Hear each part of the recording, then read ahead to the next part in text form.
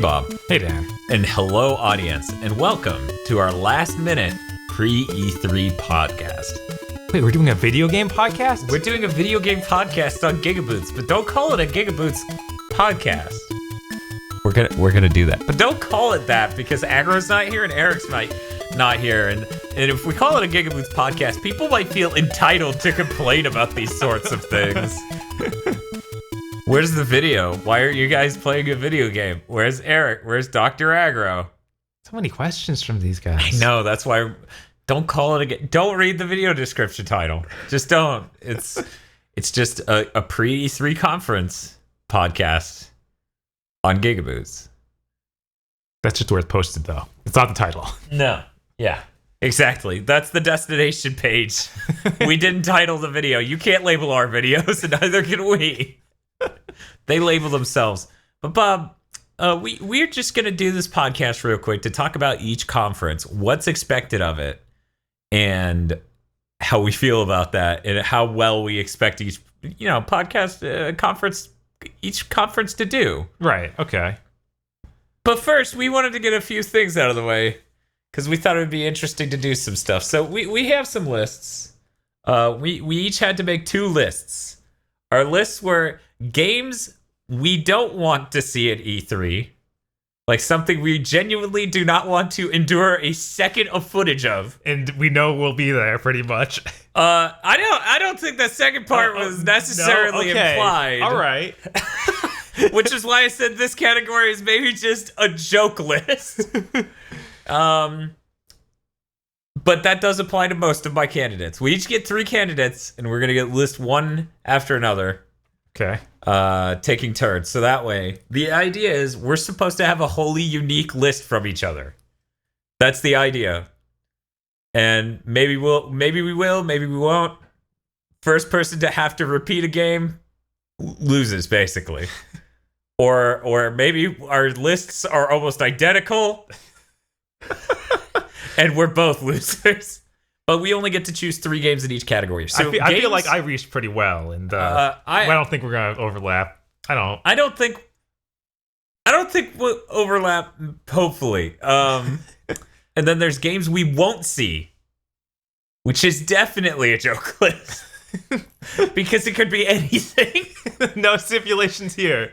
Okay. And then we're gonna talk about what we expect the Scorpio to cost. Okay. That makes sense. So Bob, do you have a coin on you? We need to choose a fair way. I got a coin. Okay, we're gonna flip a coin to decide who gets to start the first list. And then the person who started the first list goes second on the second list, right? All right. Okay. So Bob, you call it, and that'll be that. Heads. So All right, Bob I guess I'm Bob going gets to go first. So we're gonna start with the category games we don't want to see at E3. Okay. Mario Rabbids. I do not want to see that. That's fair. That is 110% fair. So I'm going to start with my most plain one. Okay. Okay, my most plain Jane. It would be on your list if you weren't trying hard one. Call of Duty World War II. Because Jesus, I don't want to endure even a second of footage of that game. Yeah, no, that game will be terrible. I don't care. Because that one's Sledgehammer, right? Yes. I don't care that it's Sledgehammer. It's a World War II Call of Duty game. And everything so far hasn't tried at all. They definitely have zombies, though. Definitely have zombies. And that's You're excited. that is when I'll hit my lowest point. Because after everything else I will endure, I will also have to endure the part of the trailer about zombies. That'll make me want to kill myself. Okay, Bob, it's your pick next. Arms. You don't want to see Arms. I do not at want E3. to. Not at all. I mean, because it comes out like 5 days later. 3? It's because the end of that there's week. Tuesday. Yeah. It comes out 3 days later. And I know that there's the Arms Invitational. I'm not worried about that. I mean, what for is the the conference. Arms Invitational? That is like Nintendo's doing their own little Their own tournament. streamed tournament. Yeah. Kind of like Smash. Yeah. Well, that's neat. Right. That's nothing's wrong with that. And they're like, surprised it's also a Smash tournament because we announced Smash for the Switch. That'd be pretty great. They might. They might. Okay, Bob, I'm next. Mighty Number 9 2. I really don't want to see that. Dan. Dude, Concept has come back from the grave so many times. I will not feel safe from that game I just spoke the name of until they declare bankruptcy and no one buys any of their IPs and Keiji Inafune shot dead in the streets. It's the only way you're safe. Because he might make it out with the rights. Yeah, he might. Oh my god. Yeah, I don't feel safe. Fair. This E3 is the first one I've had to worry about it. Because according to Concept, they finished work on the game like almost a whole year before it shipped. So like 12 years ago, right? Exactly. So they've had 12 years to work on Mighty Number. I mean, that's why it's built on Unreal Engine 3. They've had 12 years to work on Mighty Number 9 too. Not only will I hate seeing that game, it'll make me angry because of what I've been through, and also I will hate that name so much. Yeah, no, that's fair. Name a new franchise, ends it in number. You are the worst idea man ever. Yeah, that's crazy. That always upset me. I don't understand. What a fucking moron. Yeah. Keiji Inafune, you fucking idiot. Well, he was going to make my number 10. He wanted him to get on board. I mean, technically, like, isn't there a Mighty Number 10? I don't know. There's Mighty Zero, which is Ray. Then there's the 8 Robot Masters. Then there's Beck. And then there's Call. There has to be a Mighty 10 in that list. You'd think. But isn't Beck 9? Yes. Yeah. I'm pretty sure Call's 10. Maybe. I think he made Call after Beck because he was like... But I thought the Call was less advanced than Beck. So why would that be the case? Yeah, they really thought this through. No, they didn't. Don't pretend. Okay. Okay, Bob, what's your next one? My final one was The Division. Like 2 or no 1 DLC? No, I've gone through this list of things that could show up. The Division's on there. What? There's like Division Year 2 Oh no. DLC because they're trying to be Destiny. Yes. Which is something no one should aspire to. Right? And I felt like I've read through every game that could show up. Yes. That is the number one game I don't want to see any more of because I played Public that Enemy game. number 1. I played that game. That game is really bad. I actually haven't played that game now that I think about it. I just looked at it long enough to know I wouldn't like it. Right? I don't. Yeah, if you look at launch or post-launch footage of that game, you know that it's bad. Okay, so here's my last game on my list. All right. Forza 7. I just don't want to see it. All right. Here's why. Okay. The Horizon games have interesting locales a lot of times. Uh-huh. They run at 30, so they're really pretty games. Right. Forza 6 looked like shit. I mean, Forza 5 also. I feel like every Forza game is just I don't know. I feel like Gran Turismo has a real beauty to it that Forza just kind of lacks in a weird way. And every time I see trailers, especially, not even just playing the game, right? Right. But every time I see a trailer for a Forza game, I'm like, cool, I guess. I guess this looks great. I don't know. They have to tell me like, oh yeah, we did ray trace, blah, blah, blah, baked in lighting in order to get these courses super accurate for these times of day. I'm like, you sure? I'm looking at this. It's not, your work isn't showing so well. It didn't help that Drive Club was coming out around the same time as Forza 5 or whatever. But, because, Forza 6 was the year before Horizon 2. Right. So we've had 5 and 6 on the Xbox One. Yeah. Yeah, 5 launch was it, though. Yeah. So, but, like... Drive Club wasn't out for months later. 6, yeah. What are you talking about? It was totally supposed to make launch in any case. It launch. It was free with PlayStation Plus. And the network worked. Yes, all of that. Yep. But yeah, I mean, Forza 7... I just feel like trailers don't show well for Forza. And they don't have radically different modes every time. Yeah, so I'm just incredibly bored every time. It is super weird that they keep releasing new Forza games that aren't just updates. Like, the Horizon ones make sense because they changed locales entirely. Right. But yeah. I kind of expect... You would expect Microsoft would just be updating the game with more content because it doesn't look like they're going graphical leaps each time. Yeah. And the first 5 on the Xbox One was a sort of just nightmare of DLC to begin with. Yes. Yes, it was. But I guess they're determined to do that multiple times. But like my mate, and you're right. And it's weird that it keeps coming so frequently. Like, this will be our third Forza this gen. Yeah, because it's like the opposite of the problem that Gran Turismo's having of we haven't had one. Right. Why couldn't they even do an HD? Like, I don't know. We kept talking about how much 6 on PS4 would be nice. Yeah. Because it launched so late on PS3. Mm-hmm. It launched after the PS4 came out, if I remember correctly. Because it came out that holiday season when the PS4 came out. I thought it was the year before. And then it got delayed to December. No, it was not. Are you serious? Yes. That's dumb. You can Google it on your phone while we continue this podcast if you're in that much disbelief, but it was the dumbest. Oh my God. It was like, I don't want to fucking... I remember... Okay, so Bob's looking that up. Our next list is games we won't see at E3. And since Bob got to start that last list, I'll start this one. Mighty Number 9 2. Oh, being wishful now, I see. I don't believe anyone will hand them money to make it. Okay, it released December 5th, 2013. There you go, yeah. Is that the weird? Yeah. Wow. Yeah. Wow. Yeah. December. That's so dumb. A month after. It was insane.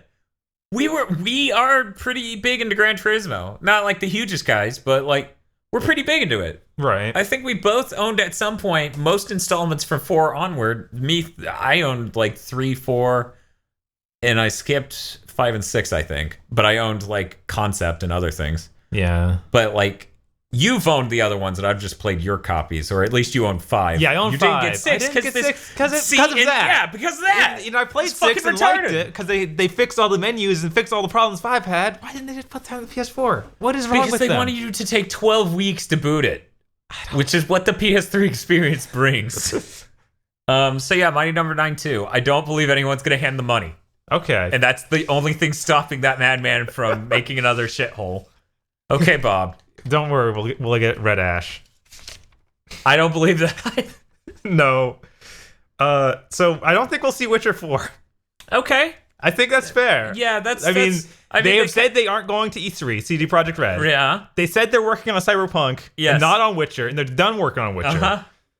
But there's always that chance. They can't leave that money behind. They bought those rights on the cheap, and now they have to like drain every ounce of like worth out of it. They saw that they were making that Witcher TV show. They're not going to let that happen. They're going to make a Witcher style Telltale game. Yeah. Fuck. You are a nightmare sorcerer. Let me just conjure up your worst nightmare. Okay. My next game. Games we won't see at E3. A new Insomniac IP. Yeah, no one will let them do it. No. they did everything. They got 2 tries now. They hit every publisher on the way down. They were like, Sony? Oh. EA? Oh. Microsoft? Oh. And they're done. Yeah. Like, and that in VR. Sorry, I forgot they even hit like Oculus up. Wait, they did? They did 2 new IPs for Oculus. Whoa, I don't know that one of them I think released or is releasing. Oh wait, that Magic one. We played the demo for on yes, I believe that is that. But that was on the other headset. God. No, that was Oculus. No, that thing we were using at Best Buy was. Oh Oculus. Yeah, that was the Oculus. It was just using Oculus Touch. I don't know why I was like he said Vive, but he didn't. But yeah, no, I said VR at first, so maybe. In any case, no, we're not seeing a new IP from them. No, we're not seeing a previously unannounced new IP. They're done with that. They're working on Spider-Man. They're hiding out in the hole that is giant IP. And I don't think they have any money to announce a new IP. I will be shocked if Microsoft works with them on a new IP ever again. I mean, that would require Microsoft to work with people. Yes. Well, they don't own them, so they can't kill them. Right, that's true. That's Microsoft's number one worst enemy. I don't know. They managed to kill others. Yeah. Like those guys that made were making. Did they have a game before they were working on the Phantom Dust thing? I don't think they did. They've killed small studios mainly. That was a Floridian game studio. Yeah. That's a 4-leaf clover. Mm-hmm. Because I don't think Florida has any game developers? No, or like incentives in the state. Oh, no, for any industry. Right. Florida does not have tax incentives for any industry. Bob and I both are very familiar with how film tax credits have been completely abolished in this fucking state. It's crazy. It's a shitty state we live in. Hey, Bob, what's your next game? My next game, Ninja Gaiden 4 Razor Sigma. Okay. We might see Ninja Gaiden 4. I'm not going to give up the dream. Okay. But we definitely won't see the expansion. That's true. That could be Razor's Edge or Sigma. I don't know. I just wrote them both. Japanese companies are very good at naming things terribly, as seen in Dissidia NT. It's on the NX, right? No. Nor is it transmitted via network. All right. But I doubt they would just depend to remaster subtitles to a brand new Ninja Gaiden game. That seems unlikely. It does, but yeah. Okay. Here's my best and last games we definitely will not see at E3. What's that? Crackdown powered by the cloud. Dan, it's very specific. They talked about that at GDC like 3 months ago. Nope. Not real. I know it's highly likely Crackdown 3 won't even release. Right. But they might still want to show it. They might want to still believe that the cloud is there. I don't want to I don't think they're going to show it powered by the cloud. I think they're going to be like, look at how good it is on Scorpio. Right. It also runs on the normal. Sure it does. They'll say that. But who knows? Maybe somehow, against all odds, for the last 4 years, Crackdown 3 will have been fighting the good fight for the cloud. There's no good fight for the cloud. No, there not just in 2017. Isn't. Jesus Christ. I mean, the worst part is Sony made the worst bet on the cloud. At least Microsoft can use like their cloud services to sell to other people and also have like dedicated game servers. Right. Sony's is made of PS3s, aka the worst cloud service ever. Yeah. Yeah. The hell were they thinking? They were so that's so bad. That is so bad. All that is so bad. Last part of this intro segment, Bob, we're to talk about how much we think. Hey, I have one more game. No, oh, okay. I'll allow it. Okay, this one's brutal. Okay, Metroid. I disagree. I think that is the exact card that Nintendo wants to play. I feel like too many people actually want it. That's true. Giving people what they want is not like Nintendo. Right? They're the company that made ARMS. They're the company that still hasn't released a virtual console on Switch yet. Fucking God. And won't even commit to releasing a virtual console on the Switch. Right? Which is even worse. Because at least on the 3DS, they were like, that'll launch in May. Yeah. On the Switch, it's like, you get free games with your online subscription. Cool. Can you buy them normally? We are talking about that right now. It's secret. It's secret. Don't tell people what a console is going to do. It's secret. It's very secret. It's very important that we keep the secret. Very important. Wow. Metroid. Yeah, honestly, I'm like, there's a decent chance it's going to show up, but no. But no, it won't. You can have absolute confidence that it won't. Because it's Nintendo. Because, it makes perfect sense. They would want a more mature game for their, like, more expensive console that's crazy cutting edge. And, like, sci-fi is a great genre to show off, like, high-tech. And we haven't heard what Retro's been doing since Donkey Kong Tropical Freeze. Yeah. So there's all sorts of things lined up for it. It's not going to happen. Okay. Of course, I'll be happy to eat that come Tuesday, but we're not there yet. So, Bob, if we both have to be wrong about one of ours, one of our games we won't see, which game would be the worst game to see? Witcher 4, probably. Because, like I said, it's a Telltale game. Right. It's not even an open world RPG. No. It's just a Telltale game. The Witcher 4. And its title text looks as incredibly copy pasta as every Telltale game does. Right. You get to see this fucking main character dude. Jesus Christ. What's his name? Geralt. Yeah, you get to see this Geralt with a fifth as many polygons as normal. texture work that looks like it's from the PS3. PS3 is being generous. That's true, because on the PS3, it certainly didn't look PS3. Right. But, yeah, okay, for me, it's a Mighty Number 9 too. Right, of course. What else would it be? Because if I see Mighty Number 9 2 come on your TV in the middle of E3, I better scream and wake up in my own bed. I don't care if it causes a time loop. I just, for a moment, want to believe that wasn't real. Even that would be nice. Okay, so we need to make bets. Oh, wait, you can't say bets. Somebody else does E3 bets. We're not doing bets. We're not doing bets. We're not doing bets, but we're both going to say how much we think the Scorpio is going to be. Bob, how much do you think the Scorpio is going to be? I think it's going to be 500. 500. I think they're... So $499. Yes. Well, right. I guess that everything really releases at that, if we want to be completely honest. Yeah. But yeah, I feel like any higher is absolute madness. I agree. Bob, I think it's going to release at $599. Yeah, and I respect that. Microsoft has proven time and time again they're crazy. At some level, in that company, it might have a connect with it. Exists a madman who thought the one connected device thing was going to work with the HDMI in and HDMI out. That packing a connected with every unit would work. And who knows, maybe that guy can affect that price. I mean, Don Matrick isn't there anymore, but I still don't think it was him. I think it was someone else. It could have been anybody. You just don't know. It could have been the cloud. The cloud could have told him that was the best price. It has all the numbers, and these are the best numbers. I really do think $599 is possible. Man, that'd be... Like, the last console launch of that was freaking PS3. But they spent a whole year bragging about horsepower. They did. They're crazy.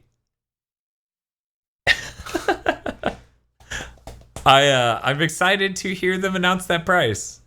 Because, man, you do not describe a device like they've been describing, even for just the shit they've said this year, and not it be premium price, Right. I find this really funny, though, because, like, if it is $600, if it is $599, they officially have an Xbox that's underpowered and cheap, and an Xbox that's way overpowered and overpriced. That's how they work. For the market segment, yeah. Because at $600, it wouldn't be overpriced for what it's offering.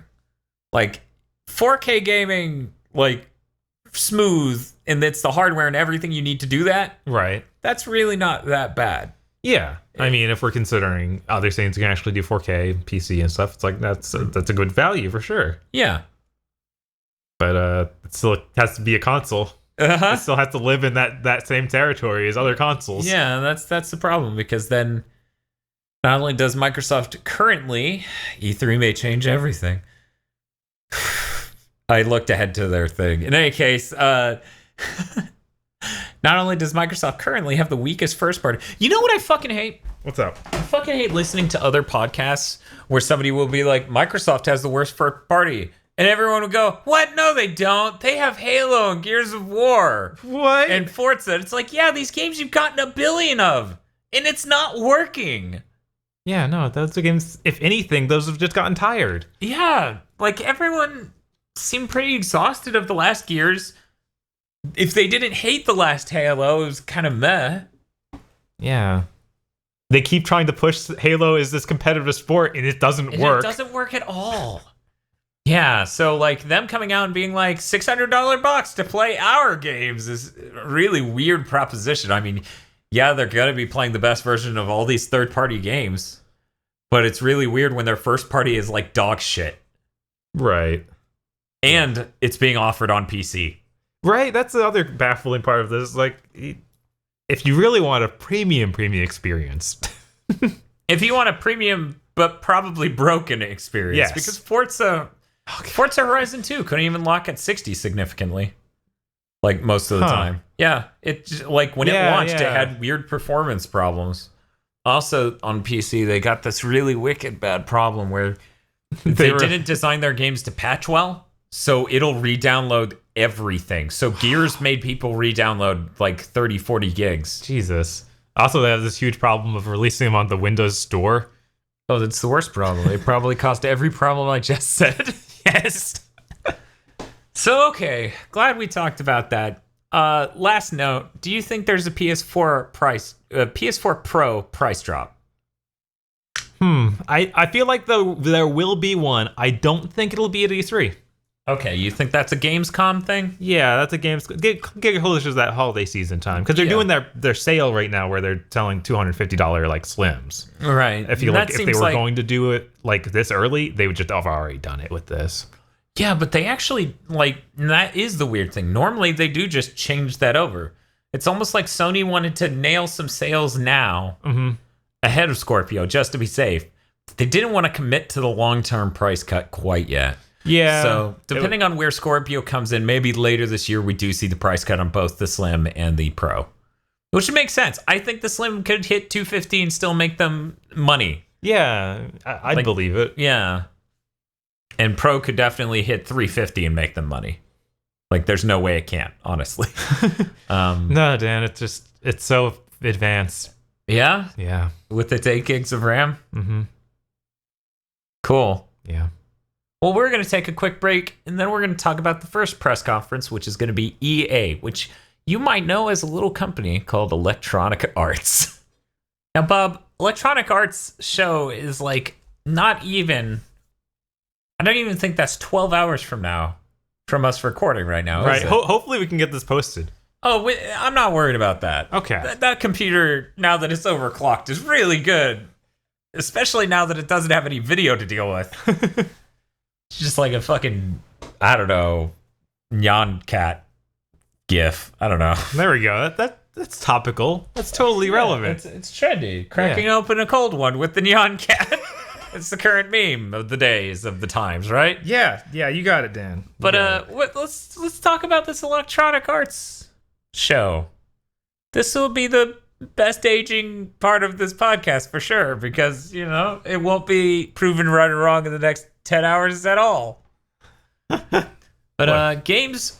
Oh yeah, that's right. We're supposed to credit this guy on NeoGAF for making this thread. Do you know his name? It's at the top of this page. Oh, okay. You scroll up. Yeah, we're totally cheesing by borrowing from Miralax, which when you say it sounds like Miralax. This laxatives NeoGAF post. He's basically posting all the games that are expected or teased, and even vaguely possible. Right. Made a really comprehensive list, and it's pretty neat. It's neat, and we, because of stuff, didn't have much time to prepare, so this really helped us out. Thank you, Neerlac. In any case, officially in the press conference for EA is Star Wars Battlefront 2, kill me. FIFA 18, kill me twice. Madden NFL 18, Jesus H. Christ, kill me. NBA Live 18. And then we get back into, quote, real games, quote, Need for Speed Payback, two pay, two back. I hear that thing looks like Fast and Furious, just straight up. Isn't like the new one even more so than... I have not even seen. I didn't check it out at all. Battlefield 1, In the Name of the Tsar, presumably the first DLC. Yeah, I guess. Yeah. 2 unannounced games and, quote, other surprises. Ooh. Other surprises worries me. From a company that owns Origin and owns that shitty subscription plan on Microsoft's platform.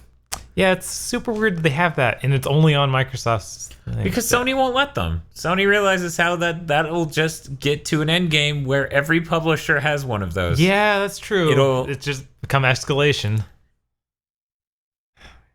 And yet no other publisher has tried that on Microsoft. Probably because they're, most publishers put out more quality. Yeah, most publishers aren't worried about quality batting average than fucking EA. Like, could you ever see Atlas doing that? Yeah, no. But other publishers respect themselves enough not to be like, play the game like 10 days early. It'll be okay. And we promise. And yet Ubisoft shouldn't. They shouldn't respect themselves that much because their games are dog shit. Right. Oh, man.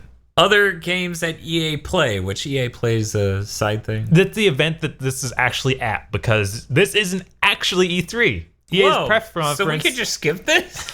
Okay. It's near E3. Oh, okay. And it's their own event called EA Play, where they're going to have this conference. I'm near E3 in my heart.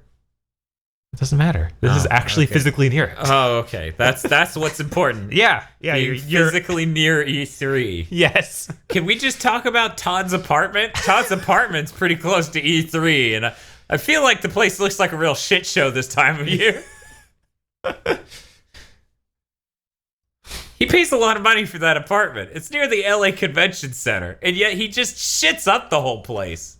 Well, I mean, Todd Howard isn't be trusted with anything, so... Yeah, that's true. Oh man, but we'll get into that later. The Sims Mobile. I guess they're not done. They're never gonna stop. They're just gonna. Yeah. How EA turns gold into shit so consistently is beyond me. Yeah, it's real weird version of Midas. I don't know. Yeah. The Sims 4, still, I guess. I mean, why not? They must have more content coming for it. Yeah, the content packs are nonstop. Madden NFL Mobile, NBA Live Mobile, and EA Sports FIFA for Nintendo Switch. Which, that phrase kills me. Yeah. Yeah, no, it's... Every time they say that, I'm like, just admit it. Just admit you're not making the same game. Oh, wait, you are, in the worst way possible. Yeah. But, Bob... I see new content for Star Wars Galaxy of Heroes. I believe that's a mobile phone game, yes. When I read that, it read as Star Wars Guardians of the Galaxy. I was like, okay, I'm interested. That just seems stupid enough for me to lean in on it. Why not? I would watch that movie. Can that be the next in-betweener? I don't want to hear about fucking Han Solo's origin story. Well, you see, Dan... That's just like the Nintendo's thing, but backwards. Nobody wants to see that. What? So that's exactly what they'll make. Oh, okay. Cool. Nice. And the new content for Titanfall 2. How likely is that like official? They're saying that is happening? Yeah, I'm pretty sure that's what they're saying. That's cool. Like that stuff is literally like playable over EA Play. I wonder if it's DLC like for single player campaign or. I assume it's just more of the multiplayer stuff because they've been releasing new maps, new maps and stuff. Oh man, we should play that during this free PlayStation Plus week. Oh yeah, we should. Because Bob and I are rather angry assholes who don't like the idea of paying $70-$60 a year, so that way. Our IP addresses can be exposed by their peer-to-peer voice chat service, a thing they convinced us, hey, you need to pay so we can integrate this. Yep. They don't have to pay for servers. That's just fucking... Ugh. Yep. It's good stuff. In any case, teased/rumored games. Hazelight's new game, which Hazelight is the development team behind Brothers. A Tale of Two Sons. Which is the game they made when they were back at Starbreeze. The new game is a preview was shown. Was this last year or the year before? At this point, it was the CG trailer with two men on a train. That was it. It wasn't remarkable in any way. I did not even remember that. That had to be last year, though. I mean, you sure? No. I mean, you just didn't remember it. Yeah, it's good. It's a good sign. Yeah. And Brothers, wasn't that a 360 game? Yes. So they would have had plenty of time this gen to show a CG trailer. That's true. But yeah, in any case, BioWare's new IP. Really? Someone... Okay. I guess multiple studios are titled BioWare. Yes. Which is a problem, and they need to stop it. Right. Too many companies do that. Like, they don't make a good distinction between the different... I feel like it's... EA's problem first and foremost. Like, yeah, I feel like they have multiple viscerals. Yes, okay. Exactly. They have multiple viscerals. They have multiple dices. They have multiple BioWares. Yeah. God, I forgot they don't even like label the dice in the States as separate. I think they label that one separate. Do they? But then they just call dice. I think. I'm pretty sure. I don't think, because I'm pretty sure they just launched Battlefront with dice on it. Like, they didn't put anything else saying, like, not the real ones. Huh. Hey. Fucking EA. In any case, additional notes: EA has an EA Originals publishing initiative featuring indie games targeting 3 to 4 releases a year. Wow. Known titles for this include Unravel 2, Feh, Sea of Solitude, and the above-mentioned Hazelight. Okay, yeah, that makes sense. While Visceral Star Wars game has been in development for a while, it's not due out until fall 2018, so don't hold your breath for a new showing unless EA feels like they really need to more out of their conference. I disagree with that note. Yeah. That's being shown. Yeah. They showed something last year, which I've also heard journalists get wrong. Yeah. Like, they're like, oh, they didn't show anything from that. And it's like, no, that was a part of, like, that giant Star Wars thing last year. Yeah, we saw some mocap and that sort of thing for it. Well, it was also an in-game thing of somebody walking out of, like, that thing. Pub thing. Yeah, that was it. Right. And it was like... And there you go. Yeah. It's real. You just saw an animation. That means something. In fact, I would say if we don't see anything this year, we should be worried about the project at all. Yeah. It is getting to that point. And then, of course, there's that other Star Wars game, Amy Hennig one. Yeah. Both of those are definitely in that territory of you need to show things now or we're all going to be convinced it's another Mass Effect. Yeah. Because the Mass Effect's the only other game they did that for. Where it's just like, we're not going to show anything until, 5 months before shipping? Something like that, yeah. Yeah, because it shipped in February, and I think that we didn't see it, like, actual in-game footage until that PlayStation 4 Pro conference, which is a shitty fucking debut place. And a terrible, like, debut of it. Like, it was just him walking around a cave slightly. Yeah. That was ridiculous. Well, it's designed to show off HDR, which works, but not as the debut of your game. Right? Because that environment was definitely, like, yeah, that HDR would make that look good. Too bad we're not looking at it in HDR, you fucking idiots. Right.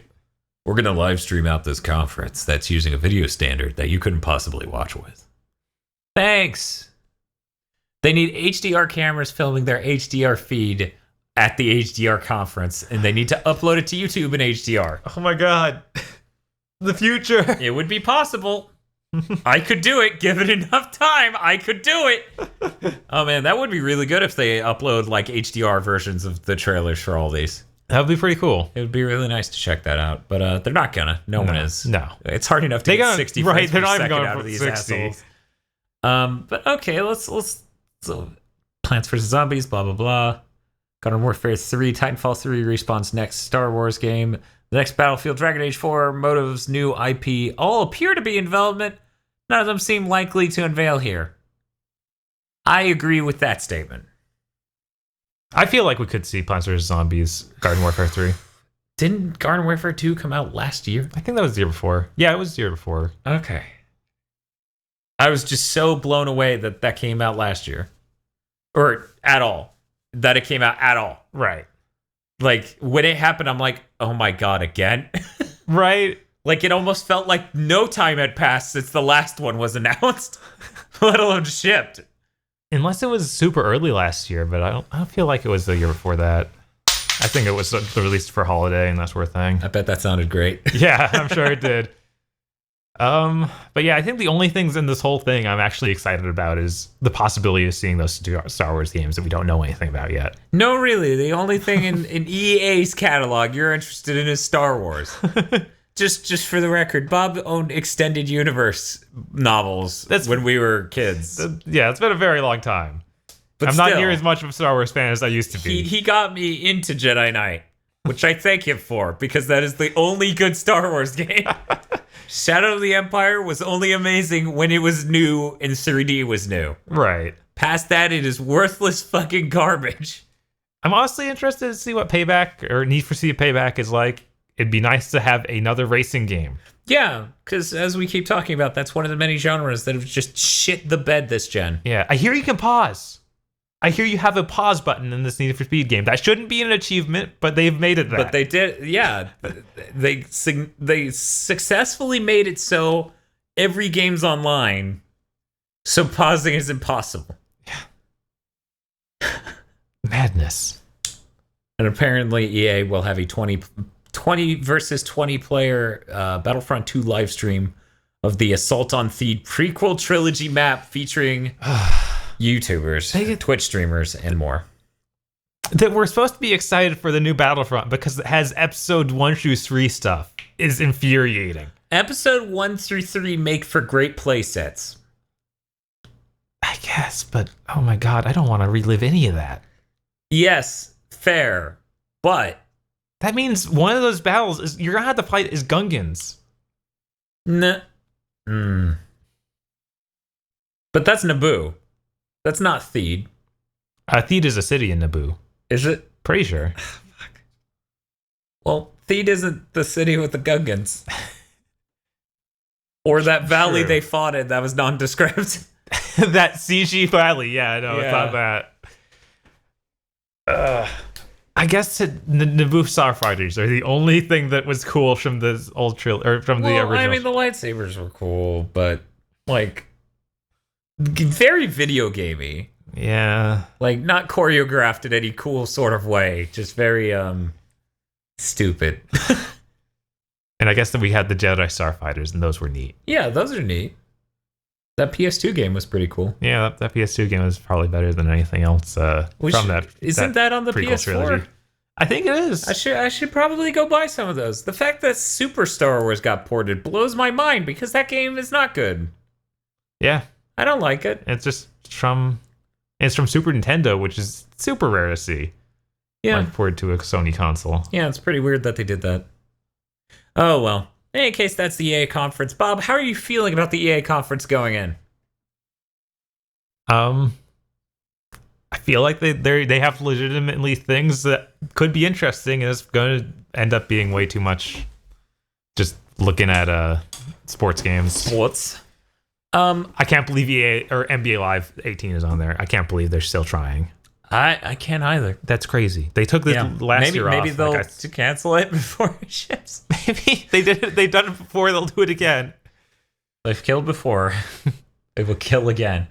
I personally think this is going to be one of the bottom two.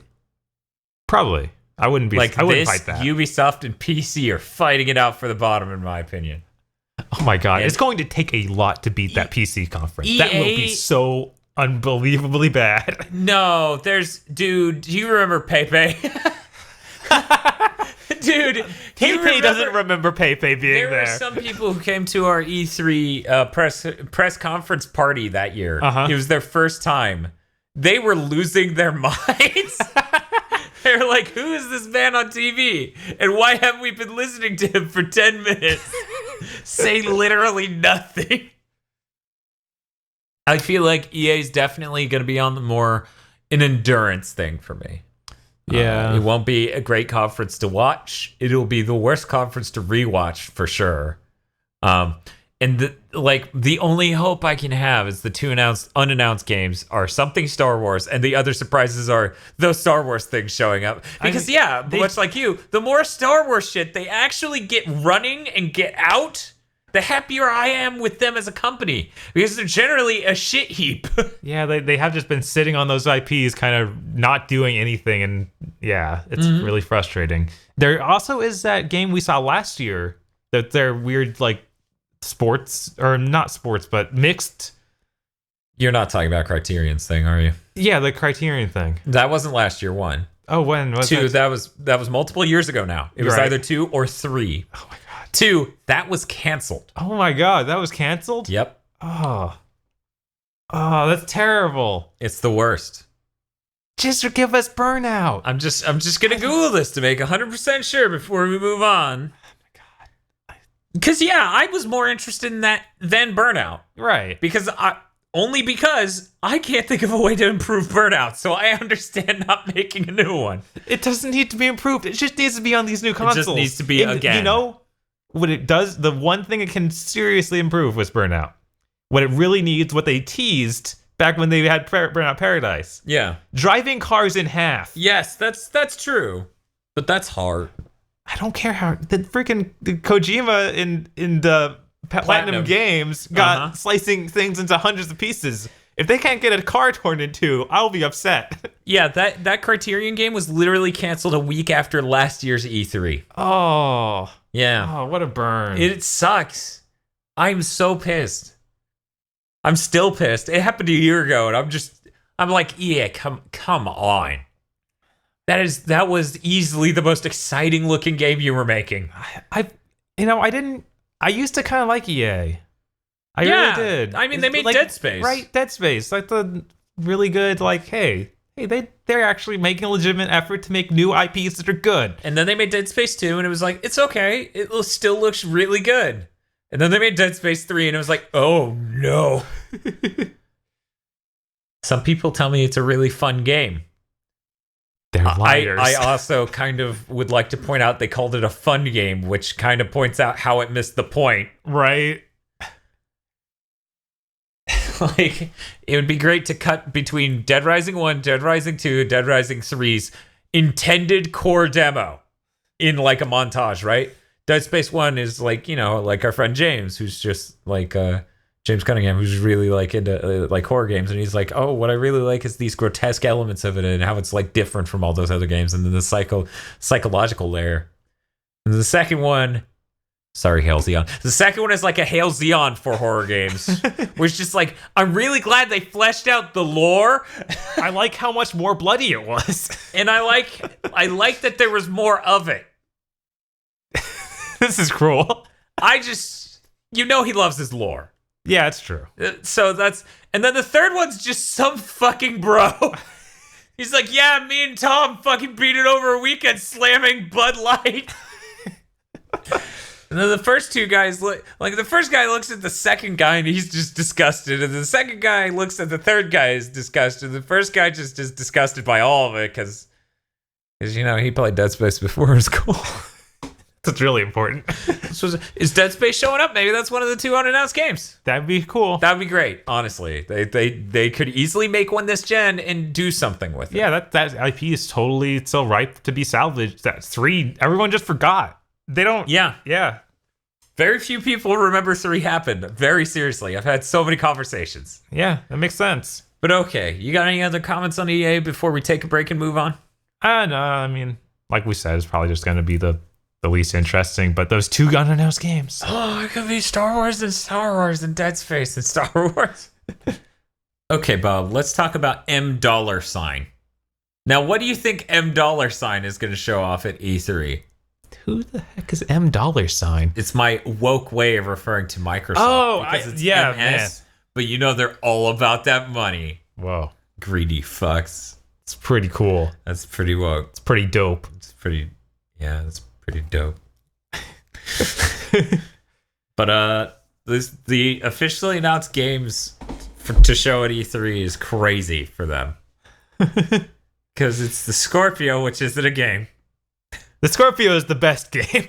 It's the biggest game. It's got 4K. It's got all the biggest game. Yeah. And then State of Decay 2. I keep forgetting State of Decay 2 is a game. Right. And I'm supposed to care. No, I don't think you are. Oh, okay. Someone's supposed to. Yeah, people are supposed to care. I don't think they're supposed to, like, E3 press conference care, but they're supposed to care. Okay. I kind of they're publishing that, aren't they? Yeah. That's crazy. Yeah, I mean, I guess the first one just did well enough on Xbox download service to make it worthwhile. That is the official title. Yeah. Xbox download service. Yes. Don't worry. By the time State of Decay 1 came out, I'm pretty sure Xbox Live Arcade as a term was probably... Yeah, it was in that gray zone. Yeah, but games that are presumed to be there are Sea of Thieves and Crackdown 3. I feel like those are both likely, honestly. Yeah, no, we're probably going to see Crackdown 3. I still like... Sea of Thieves is getting canceled. Well, yeah, but we'll probably see it again. Oh, you're right. Fable. They do cart them out even when they're going to kill them when they know it. Yeah. Oh my god, I still can't get over that video we saw like 3 months ago. It was like, yeah, we're adding sword combat now. It's going to be great. It's like, oh, that's like hearing, like, if this E3 Bloodstain was like, we're adding jumping. Right? Oh, that's kind of the whole game, really. Okay, so here's some games we may see below. Maybe. Cuphead. I think they show it every year. Yeah. So what? Why wouldn't they show it again? To show off one of their newly developed actual levels. Because if you recall, the thing was like a series of boss fights before. Wait, it's not that anymore? No, they decided at some point to expand the scope and make it more a whole game. Weird. All right. Yeah. I guess that explains why it's taking so much longer. But yeah, that's why they delayed it like 9 or 13 months or whatever. Wow, I really thought we were still just going to see boss fights. No, that's not marketable enough for Microsoft. I guess. I'm surprised it's not multiplayer online. Oh, wait, I think it is now. It might be. Pit People. What is Pit People? It's in early access. I don't know. Oh my god. Full Metal Furries. I don't feel like they should have let that happen. Is it Full Metal Furies? Because that's what they type, but I'm pretty sure it's supposed to be furries. Huh. I do not know this game, so I'm going to move on. Forza 7 is definitely happening. There's just no goddamn way it isn't. Right? That'd be crazy. That'd be the only time they missed the Forza release in like 5 years or something. Yeah. Plus, you know, the Digital Foundry talk with them earlier this year about Scorpio and what they could do with Right. Yeah, there's so much in that even. That was just like, yeah, you're definitely getting something later this year.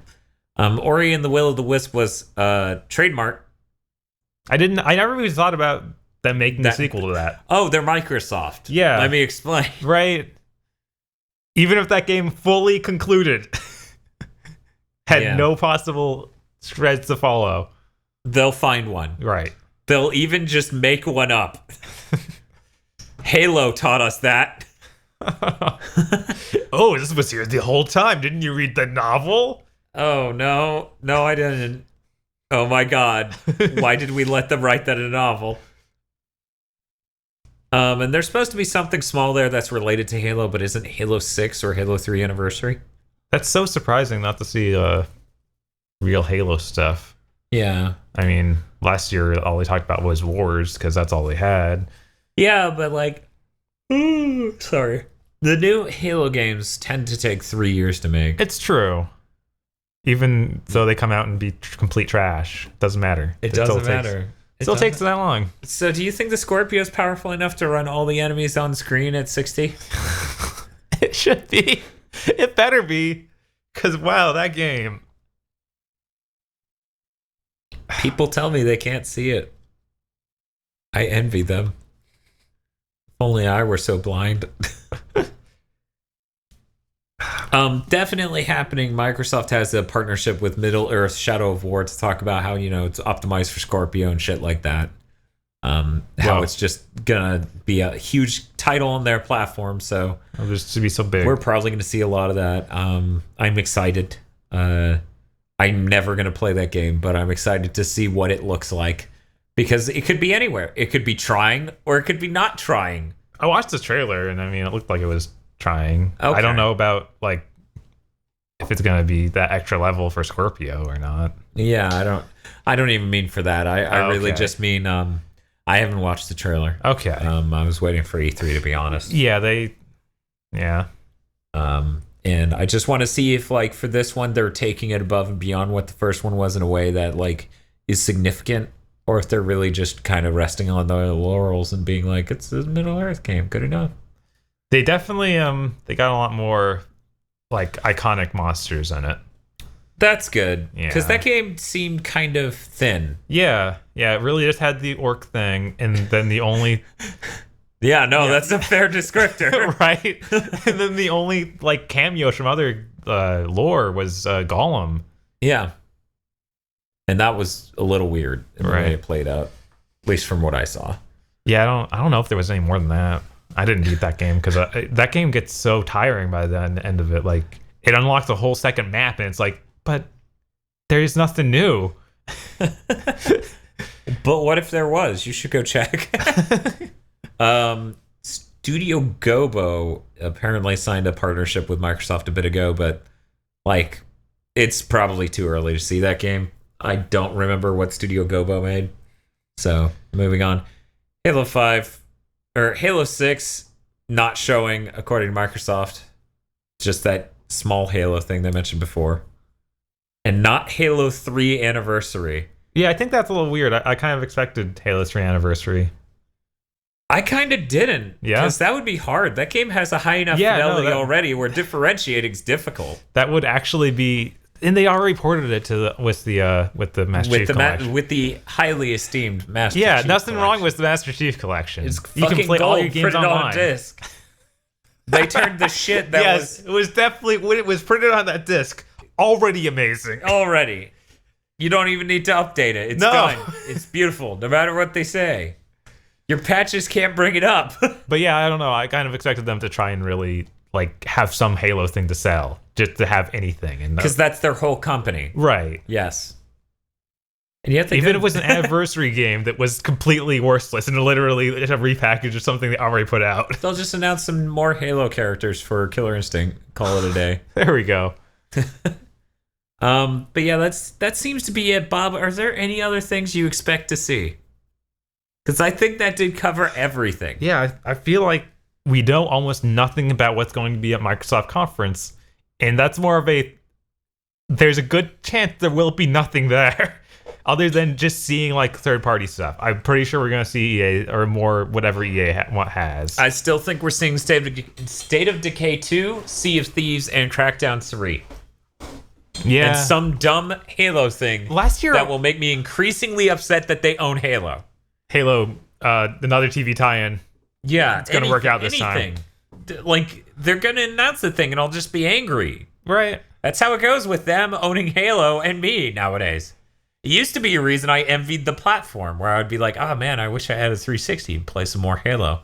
Like, we still did Halo LAN parties, but it would have been cool to have Halo and play it online regularly. Yeah. But like, now it's just, what are you fuckers doing?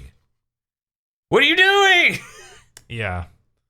But State of Decay, last year we only saw, like, it was a CG trailer. Yeah. So hopefully they actually have something to show. Hopefully it's not embarrassing to show. You think it's because... Do you think it's going to be embarrassing because it's another CG trailer, or embarrassing because it's a bad demo? It's a bad demo. I mean, do you remember what State of Decay 1 looked like? That game is not something you show in a professional environment. Yeah, I know. I remember seeing that, and I'm like, someone decided to make a sequel to this?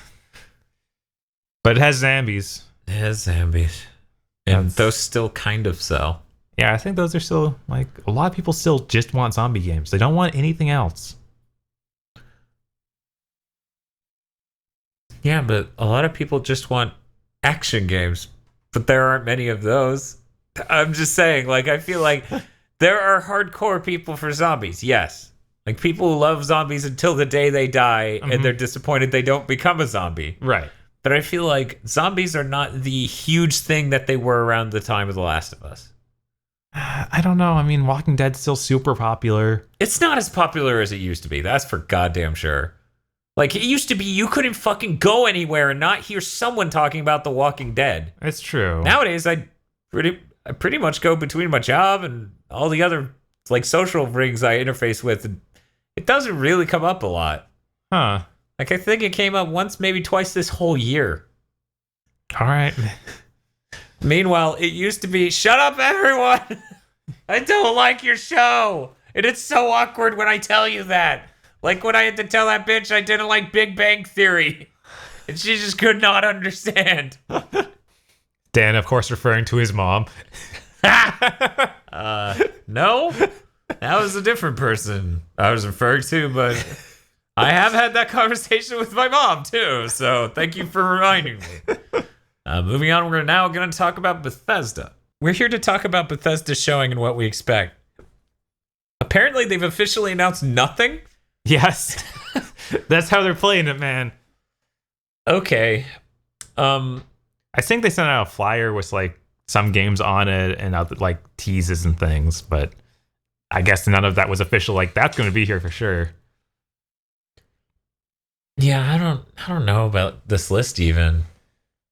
They're like saying Doom, Elder Scrolls, Dishonored, Prey, Quake Champions, Fallout, and 2 under construction zones were on the quote Bethesda Land teaser. Right. But like, is Dishonored gonna get DLC? Yeah, they did in the past, so I wholly expect it to this time too. Okay, so then we'll see that. Elder Scrolls would be Elder Scrolls Online or the Switch version, probably. Probably. Because I don't think we're close enough to 4. Sorry, 6 happening. I feel like that's unlikely, but a lot of people are excited and hoping for that. It's already... Fallout 4 didn't come out in 2016. That came out in 2015, right? I think, yeah. Right. Okay, so then that would put us at exactly the point where a New Vegas-like situation would arise. Yeah. It would. 2 years later, it could even ship like early next year. So it'd be 2.5 years even. Like, but get into that territory. With New Vegas, they even had a separate developer, so they were able to I'm saying it could be that again. Yeah. Right, to make it... Because, obviously... And last time with Fallout, they did announce it like only a few months before launching it. Really? Yeah, because it was announced at E3 and then... Oh, you mean the last time with Fallout 4? Yeah. Okay, I thought you were saying the last time with a situation like this with Fallout. Yeah, no. Yeah, so they could do something like that where they're like, oh, we took that same engine and made a whole new game. Right. That's like that same engine. You mean the same one you've been using for like a decade? Which is funny because everyone who liked New Vegas liked a lot of the writing and stuff, not necessarily things that were identical to Fallout 3. Right. So if Bethesda themselves made a whole new game on the same engine, it would probably not. Yeah, I can't imagine that going well. That'd be crazy. Is that other team still in business? I think they are, but I'm pretty sure they were one that were almost killed by Microsoft. Yeah, that was the people who now make that indie game that's received pretty well, and they've had 2 Pillars games. of Eternity? Yes, Poe. Okay. That's the Poe people who make Poe. God damn, I can't remember their name right now. Yeah, that's weird. That's tragic. Right? Normally we're able to rattle these off like nothing, but I'm fucking exhausted, I guess. Yeah, oh my god. Yeah, it's blowing my mind that I cannot fucking remember Fallout New Vegas. Let's see. He's pulling it up right now, ladies. Obsidian Entertainment. Obsidian. I was like a Blackstone. It's not Blackstone. It's not BlackRock. Yeah, exactly. It's not BlackRock. Yeah. But yeah, Obsidian could technically work on that. But I heard there were some really shitty things Bethesda did in that relationship too. But oh my god, maybe not. Maybe not. One more thing we might see in the Microsoft press conference. Mm-hmm. Whatever the thing that BlackRock Studio is working on, the guys who make Batman. Because we haven't seen anything from them since Batman back at, like, I think that was 2.5, 3 years ago or something.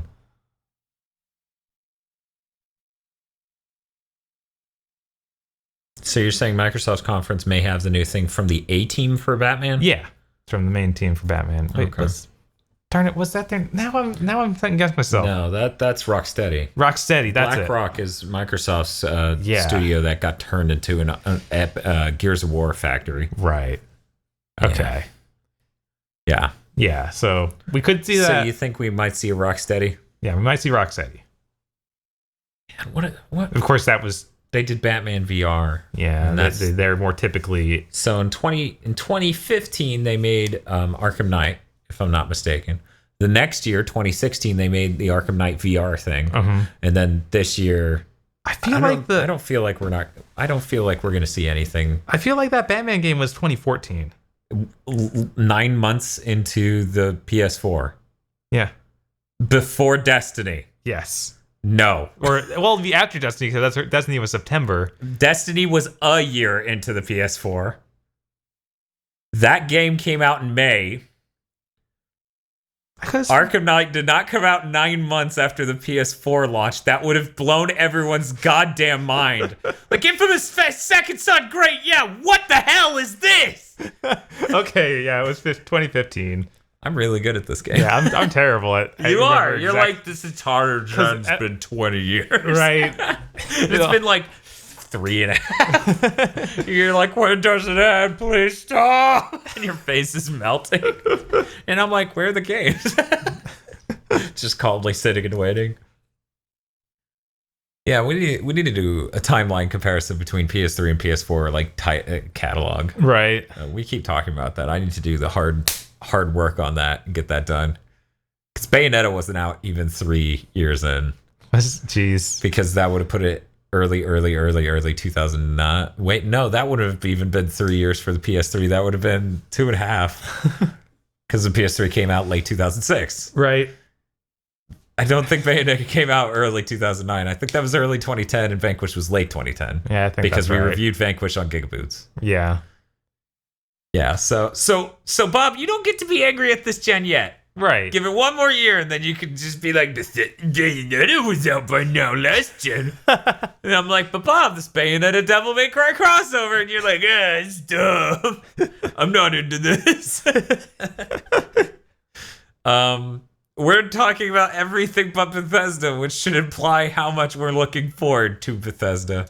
But Bethesda actually does have some things I am excited about. They do, and... Bob, are you looking forward to Microsoft's conference? Because we didn't cover that part. We're supposed to say whether or not we're excited. I am not looking forward. That thing is over an hour and a half, they've said. They're like, it's going to be longer than our normal 90-minute runtime. It's like, oh no. Yeah. That's probably going, either they go crazy and it's amazing. And they get tons of games that we never guessed about. The first time Microsoft ever knocks it out of the park. Yep. Or it is the worst thing. It's like, an hour and a half of Scorpio. Yeah, of Scorpio talk. Phil Spencer being like, it's the best. It's just so good. No, and then Todd Howard doing that. Yes, that every single developer comes out and sends the exact same script. And it's like over an hour of that, and then the rest of it is indies and third party. And then there's one new character for Killer Instinct. Oh, right, we didn't talk about Battletoads might show up. Maybe they're working on that. Yeah. If they were smart, they'd be working on that. I feel like Insomniac would work on that before Rare would. Yeah, is that weird? Rare isn't a real studio, so no, that's not weird. Rare's a company that subcontracts CGI videos to other companies to pretend they're making a game. Rare makes Kinect games. They don't make those anymore, so they don't make games. So somebody wrote into either the Giant Beastcast or Giant Bombcast. Giant Beastcast, because Giant Bombcast doesn't do corrections. Apparently, or actually this may have been Easy Allies. Fuck! Whatever. Beastcast, Giant Beastcast, or Easy Allies. Apparently that Sea of Thieves video that had a bunch of excited people playing their game. Oh, God. Those people won a contest in order to be able to play that game. Those were people genuinely interested in Sea of Thieves before it was announced. Right. They won a contest and then they got to go play it. So now their level of fanaticism and excitement shown in that video makes contextual sense. I was like, yeah, no, those are like the guys who spent a day straight waiting to get into Sony's conference. Yeah. Of course they're excited for the color blue on a controller. Yeah. They're like, in this game I swam towards a boat and then I got on the boat. Yeah! Yeah, they were doing insanely mundane things and going crazy. It was great because I told my first mate, I told him, hey, first mate, I'm turning the boat, first mate. Is this great? Is it great? And he said, yeah. I'm really looking forward to it. The Microsoft conference, I'm excited. It is going to suck. There's a really good chance it's going to come out as mediocre just because at a certain point, if you spend, it doesn't matter how much time you spend on Scorpio. If Scorpio isn't 500 or lower, that will make your entire conference embarrassing. Oh my God, these people spent an hour straight trying to convince me to pay $600 to play 4K 30 frames per second video games. Ugh. Yeah, it's dumb. That's dumb as hell. Oh man.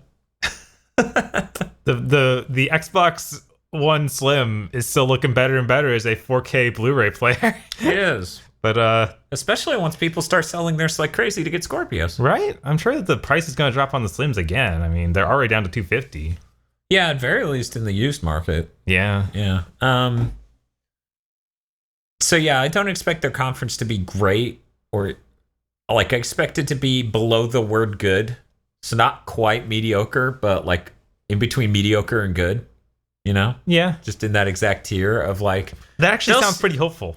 Yeah. Because I'm worried it's going to be some sort of just nightmare of nothing happening for an hour and a half. Keep in mind, I'm the guy who wrote The Rant Is Go. So, like, to some extent, them showing some Scorpio stuff and talking about Scorpio, I'm okay with, to some extent. I just think when they announce $600, I'm going to laugh my ass off. Right. Because that's embarrassing.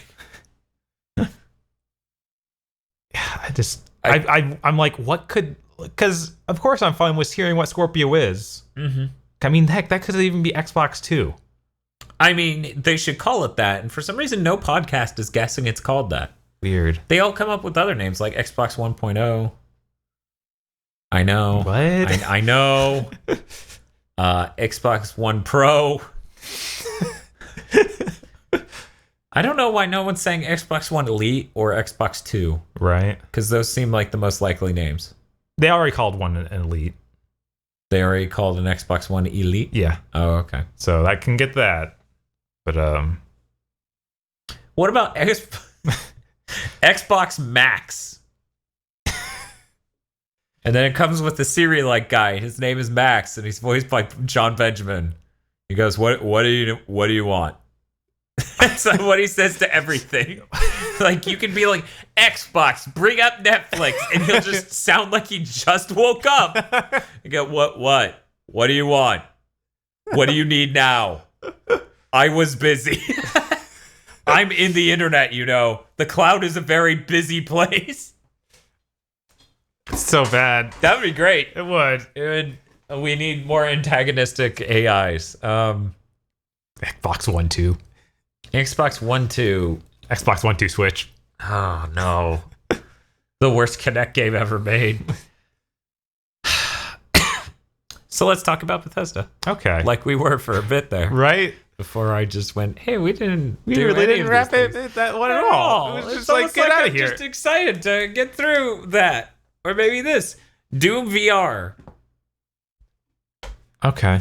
VR's pretty dead, but like Bethesda did say they were making their own VR. They did. Oh man, so did Microsoft. Microsoft said they were going to do VR. Right, I didn't even think about that. There might be a whole section of that conference that's just about VR on Scorpio. They said that's not happening this year. What? Yeah, they came out already and said that's not an E3, and I'm like, what is this conference? Which is why I'm excited. I'm so thrilled to be bored out of my mind. You're right. For 3 hours, Todd Howard talks about how the dog in Fallout 4 is just so immensely better on Scorpio. You're right. This is going to be amazing. It is. I'm so hyped. I love E3. We're getting all of our friends there to watch it. I guess we hate them. They don't know it. They would know it if they listened to this. They'll be like, this is awful. And I'll be like, yeah, who could have seen this coming? Quake Champions will definitely be there. Right. That game's okay. We played a bit. Yeah. I'm psyched to see how that goes. I want to get it on my computer, but I know my computer can't run it. So you should buy my video card. Maybe. And then I should buy a ridiculous video card. I need a 1080 Ti. That checks out. Totally. It's only, what, $700? I got that lying around. Let me just go kill someone. Prey. They could do Prey DLC. They could do it. Okay, sure. I almost, that was tied with on my list of things I do not want to see. With darn, what did I even write? The Division. It was tied with The Division. Because those two are just games that are I'd bad. rather see The Division than Prey DLC. I probably would too. But I was like, you know what? The Division is more ludicrous to see. Yeah, well, it's trying to be the Destiny thing. Right. Unannounced game. Apparently Wolfenstein The New Colossus was teased last year, so... I see that as likely that they could... Yeah, I forgot the machine games were still doing junk. Bob was not a fan of the new Wolfenstein. That new Wolfenstein is just so bad. I was pretty okay with it, if I remember correctly. I was just really bored by it. And by the end of it, I was like, okay, I'm done. Like, remember you get to the hub? Yeah, And then when I got to the hub, I was just like, Yeah, I think that's where I stopped too. I didn't even go on one more mission. And everyone's like, that's when it opens up and it's so good. And I'm like, nah, that's when it becomes like so many other games and I don't want to play it anymore. But yeah, the shooting just felt really bad. I don't know. It did. It was where it's so crazy that Doom came out last year. It was amazing. Yeah. Like that's how those old school shooters reinvented should go. Should feel, yes. Yeah, like super fast, just really fun. With wicked awesome motion blur. Jesus Christ. Right. Doom's motion blur is a fucking gold standard. In the animations, too. I bet Wolfenstein another situation of like, on PC it feels okay. Oh, definitely. That felt like a PC shooter. Right, and the same problem Prey had. It's like, well, you should have Reviewers should have to review it on both. Yeah, like two different guys. I mean, I feel like one guy, so that way they can talk about how the controls are worse on console. I feel like most of the time reviewers aren't good enough at actually understanding why they like or dislike something for that to work. Yeah, that's like basically never. Right.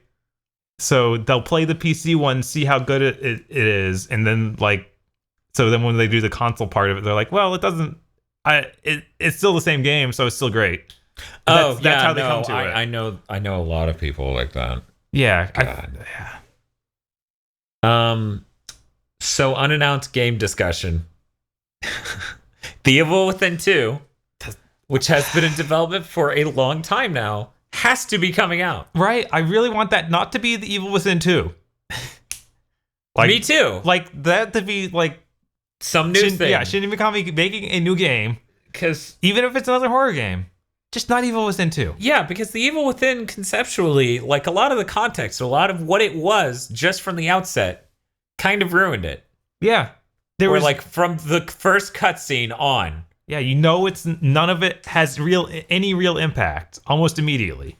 Like it just loses all ability to be scary. You know what's weird though? I heard there's DLC for The Evil Within 1 where you play through a certain event as a different character. And it just goes completely differently. Because you were not right. What? Yeah. That's pretty great. That is great. That should have been the game.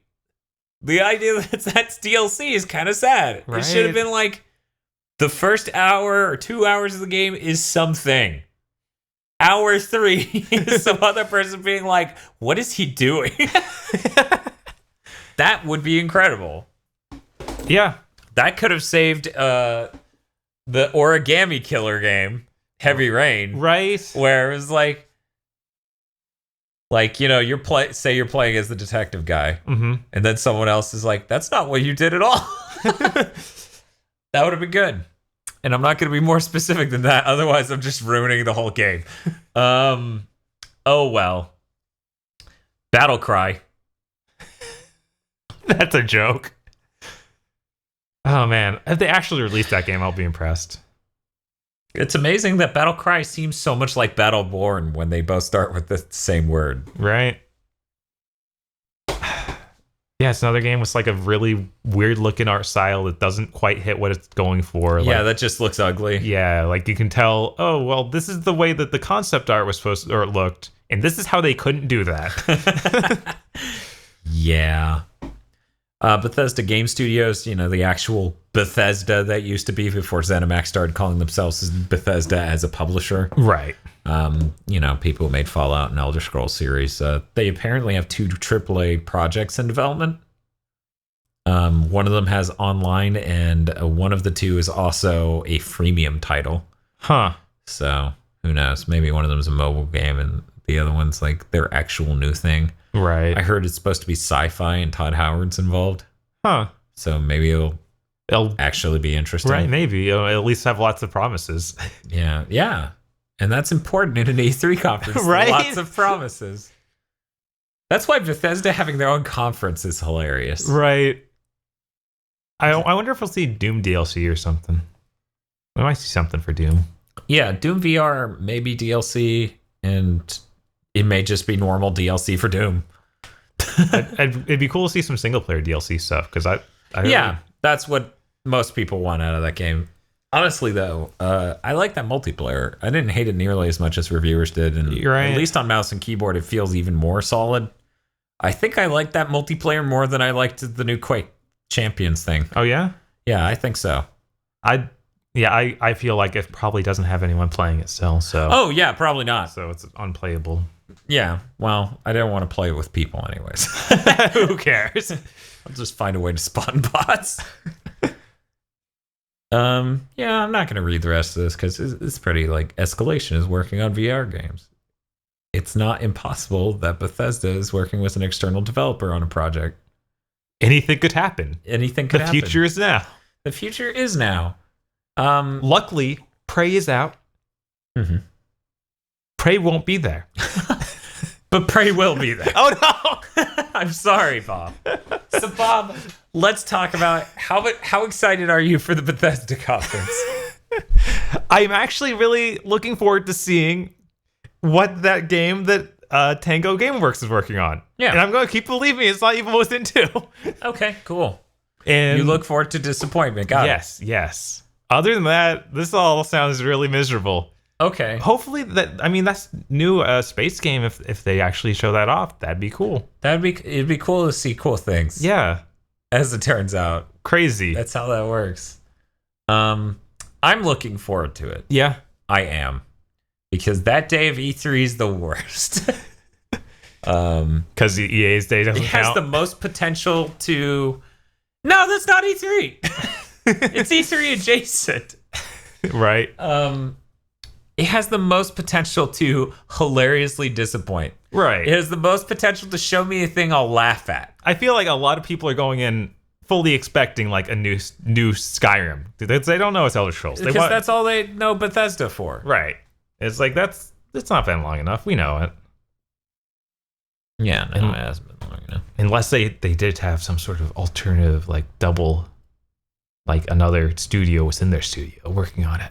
There's long was Fallout no 4? way they could be making.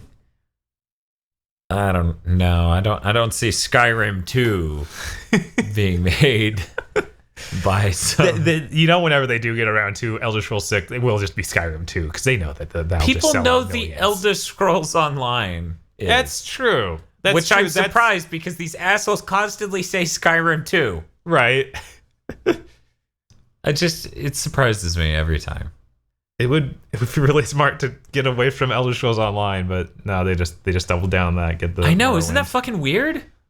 Yeah, and That's fucking weird. It's hilarious that the Morrowind expansion's also been like, oh man, is there a new Morrowind? I'm super excited. Oh no, it's an expansion. I'm not excited anymore. Yeah. Amazing how that's ruining their brand, right? Crazy. And they can't even tell. And they gave like $1 million away just so people would play it. Smart. Remember that? Yeah, I remember that. That was good. That was desperate. That was exactly the same move that MLB 2K series did through 2 years in a row. Oh my god, you're right. I forgot about that. Yeah, no, it was bad. Because that's sad. Yeah, that is real sad. So Bob, I'm excited. You're maybe not excited, but you're looking forward to Tango Gameworks. I'm looking forward to it. I'm somewhat excited. On the scale of E3 conferences, though, not excitement for it, but general quality, where do you expect it to hit? I feel like Bethesda usually does a pretty good job of presenting. They only have like one or two down moments of, we're going to show you this card game or something else you just don't want to see. And we're going to do it for like 10 minutes, which is just long enough for you to get angry, and then we'll stop. Right. So I think that this will actually rank pretty high on actual watchable conference that's in solidly put together. So if we think about the 5 of these conferences, I guess it would be 6 including PC and Nintendo as their own. Yeah. Because it would be EA, which we're counting now for some reason. I said they were E3 Jason a second ago. When you're ranking lists, all the rules go away. In any case, we got EA, Microsoft, Bethesda, Sony, Ubisoft, Nintendo, and PC. Okay, we got 7. Where do you think they're gonna hit? I honestly, let's see. I feel like this could be a 4. I think it's a 3. Oh yeah? I think the pecking order will go Sony, Nintendo, Bethesda, Microsoft, everyone else fighting for last. I kind of spoiled my judgments for the later conferences. You did. I feel like the devil's in the details, ladies and gentlemen. We should stick around to hear my exact, precise expectations of those. So what do you think your pecking order might be? You said 4th place? Yes. Leaves a lot of mystery. It does. Maybe we'll find out as we go, unless one of the things we already covered was above it. Yeah, I guess not. I didn't really think it out too hard before saying it, but I'm PC. Number 1 slot. They sure said teraflop a lot, and that got me Terra hard. Hey, Bob. Hey. This should be a pretty quick one. It's the PC gaming conference.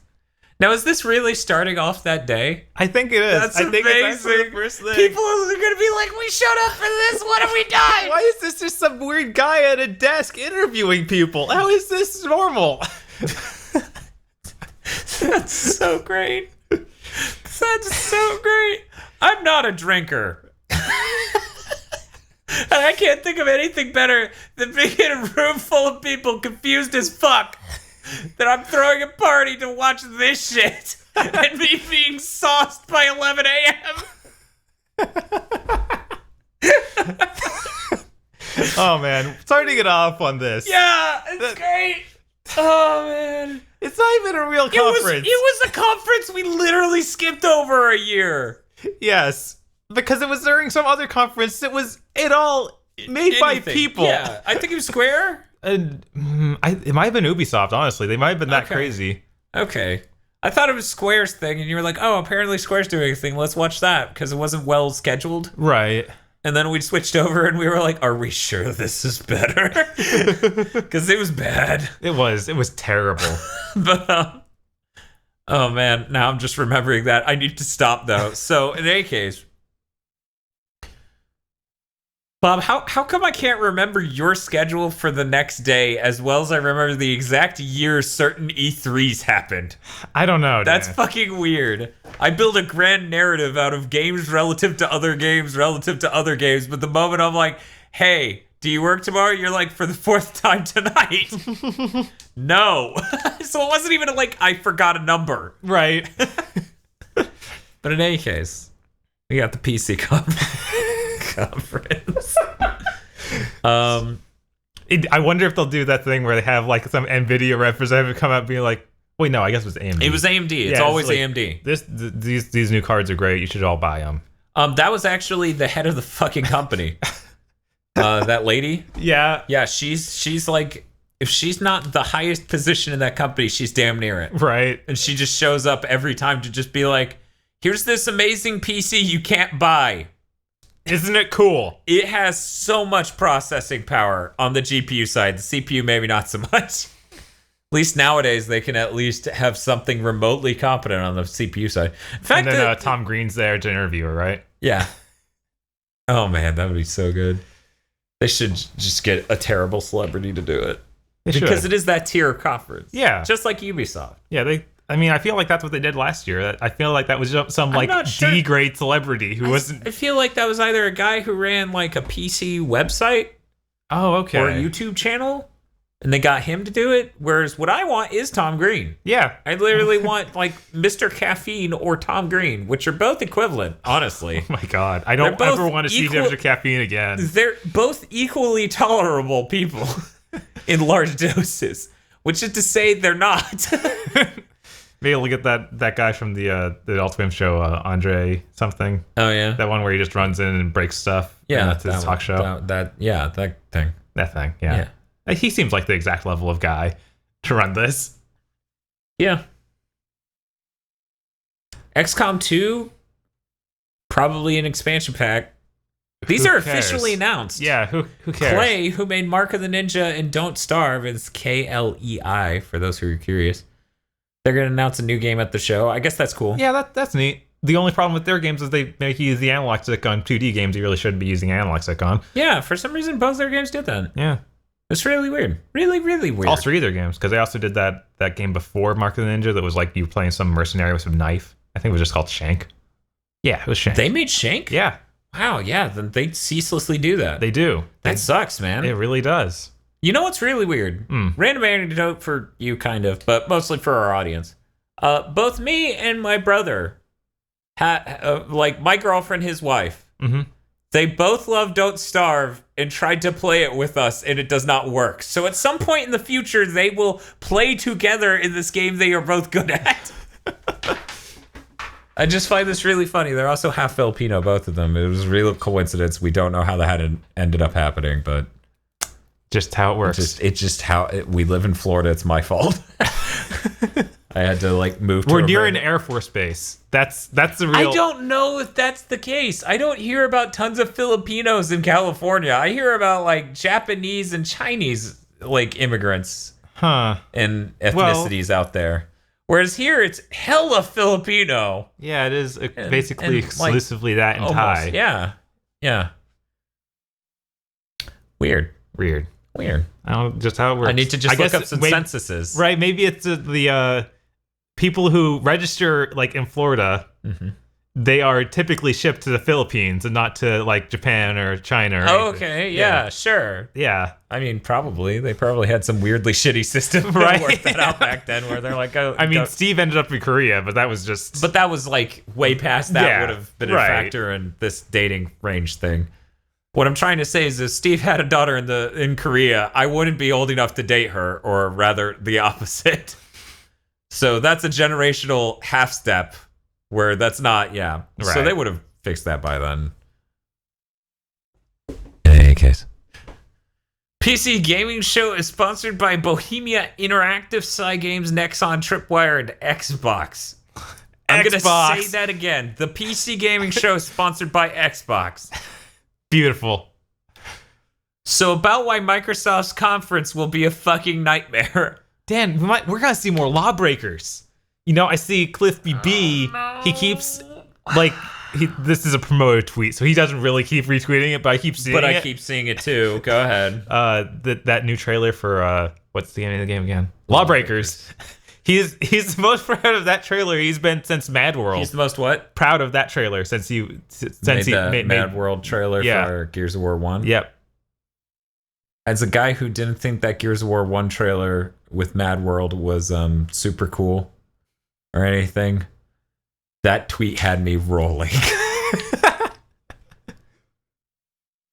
It's like the Baja Man having a promoted tweet that says, "This is the most proud of a song I've been since Who Let the Dogs Out." Yes, it is that exactly, which is beautiful. And you most appreciate its beauty. So let's go down the list. Let's start with Xbox. Xbox is probably going to show their Xbox games. So whatever the fuck is at their conference. They don't, Dan. We'll get to see it the next day. Cygames, Shadowverse, question mark? Yeah, Shadowverse. Nexon actually... Cygames also owns Grand Blue and all sorts of other stuff like that. Yeah. Something Bahamut. Maybe they'll bring them to the States. Who knows? They could. That'd be cool. Right? Nexon actually is the publisher for Lawbreakers, which I keep forgetting because it happened so late into the development of that game. So they're probably showing Lawbreakers. So they're almost definitely showing Lawbreakers. Tripwire, Killing Floor, Red Orchestra, and Rising Storm they made. Okay. I feel like Killing Floor... Killing Floor 2 just came out. Yeah, I was going to say that showed last year, right. I think. If not the year before. I can never remember the PC conferences because they never really have huge announcements. Right. Because they're not really anything. They're more E3 adjacent than even EA. Right. And yet they're in the middle of it. Figure that out. And Bohemia Interactive, who did Arma and Daisy. So maybe they'll actually get Daisy. Wait, is that separate Daisy actually released in like a usable state yet? I think it's supposed separate to be. Daisy. Yeah, because it was the whole Arma expansion or mod, and Daisy is supposed to be separate. Yeah, I'm entirely. pretty sure that's spun off. Okay. Yeah. I guess it's just the console version of that. Yeah, the console version just hasn't quite worked out yet.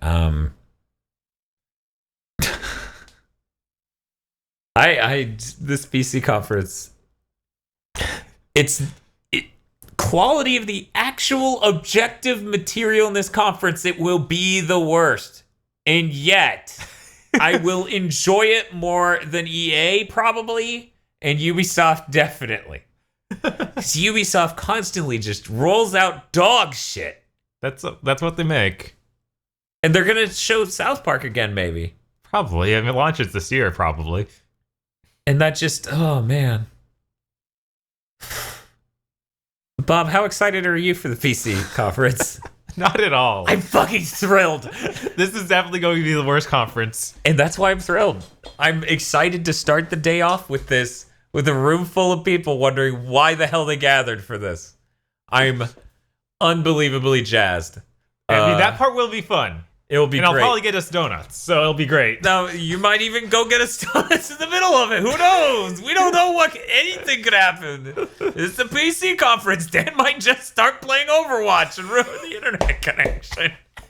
That would be pretty great. You want a PC conference? Here's your PC conference. Watch Point Gibraltar just blares out of my speakers. But okay, Bob. You don't seem as excited as me. No. There'll be donuts, so I'm pretty hyped. But let's move along to the Ubisoft conference after this break. So Ubisoft, I don't even have to read this list to know this list. Isn't that incredible? There's one on there I did not have any idea about. They apparently announced The Crew 2. What? Yeah. I read The Crew 2 and went, yeah, it's been about time. This has been, 3 years since the last one? 4, maybe even. Wasn't that a launch title? It wasn't. I don't think it quite made launch, but I think it was just a few months after. Okay. Something like that. But yeah, so it's been 4 years. By the time this launches, it will have been about 4 years, assuming it's the end of this year, beginning right, next. And they haven't been putting out tons of DLC for it or anything. Which you might assume means they gave up. Right, that's what I thought. I thought it was over. Nope. You are stupid. They could have made any other racing game they wanted, but they just knew The Crew needed a sequel. Assassin's Creed Origins. Not Driver. No, not Driver. The Crew. Far Cry 5, The Crew 2, South Park: The Fractured Butthole, and a new IP. Real quick, I'm going to note out in advance, Aisha Tyler will not be hosting this year. Now let's talk about that, because that's more interesting than talking about any of these games. Bob, okay. You think that's a good thing? I think that's a good thing. I feel like she was really bad. Because you read the sentence where it says in favor of having developers host. Right. You think that it'll just be better. And I feel like her presentation style was always like, aren't I funny? And it's like, no, you aren't. Like, half of the room at E3 are like, okay, a very vocal fourth of the people who come to our E3 parties kept saying, no, I like her. I don't know why people hate her. It's like, well, are you looking at the screen? Like, outside of this, yeah, she's fine. Yeah, I believe that. Like, as an actress, I've seen, she's funny in Archer, right? Shit like that. I've seen that where she is funny. She is not funny at E3. No, that's because she's shilling and it's awkward. Yeah. And it's like, oh man, I'm going to hang out with this Assassin's Creed cosplayer we hired. Let's make a meme. And he's like, what did Ubisoft's writers tell you? Right? I'm going to wear a necklace that says Girlwood. Isn't that funny? I'm so edgy. I said a curse word. Whoa. I said bitch. Doesn't that make me such a bitch? Does it? Aren't video games so cool? Doesn't that make me such a bitch? She rolls it out twice because the audience didn't get it. Yeah. And then she starts walking off the stage, right? And she does that thing where they're like, oh, is she coming back? And then she comes back and she just flips him the bird, double cannon. Holds it for 5 minutes. I think the only good thing about having Aisha Tyler there is that she is insanely tall, so anyone next to her is funny. Yes, exactly. I actually think this is a bad thing. There are far worse things that can happen at an E3 conference than to have it hosted by Aisha Tyler. That's 1. 2, Aisha Tyler is the fabric that ties together all of the E3 conferences.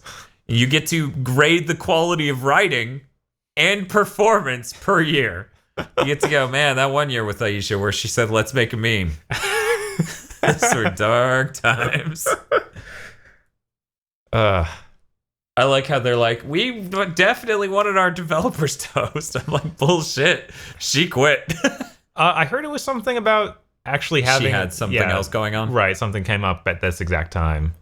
You could tell she cared so much about leaving her schedule open to be horribly lambasted and embarrassed. Yes.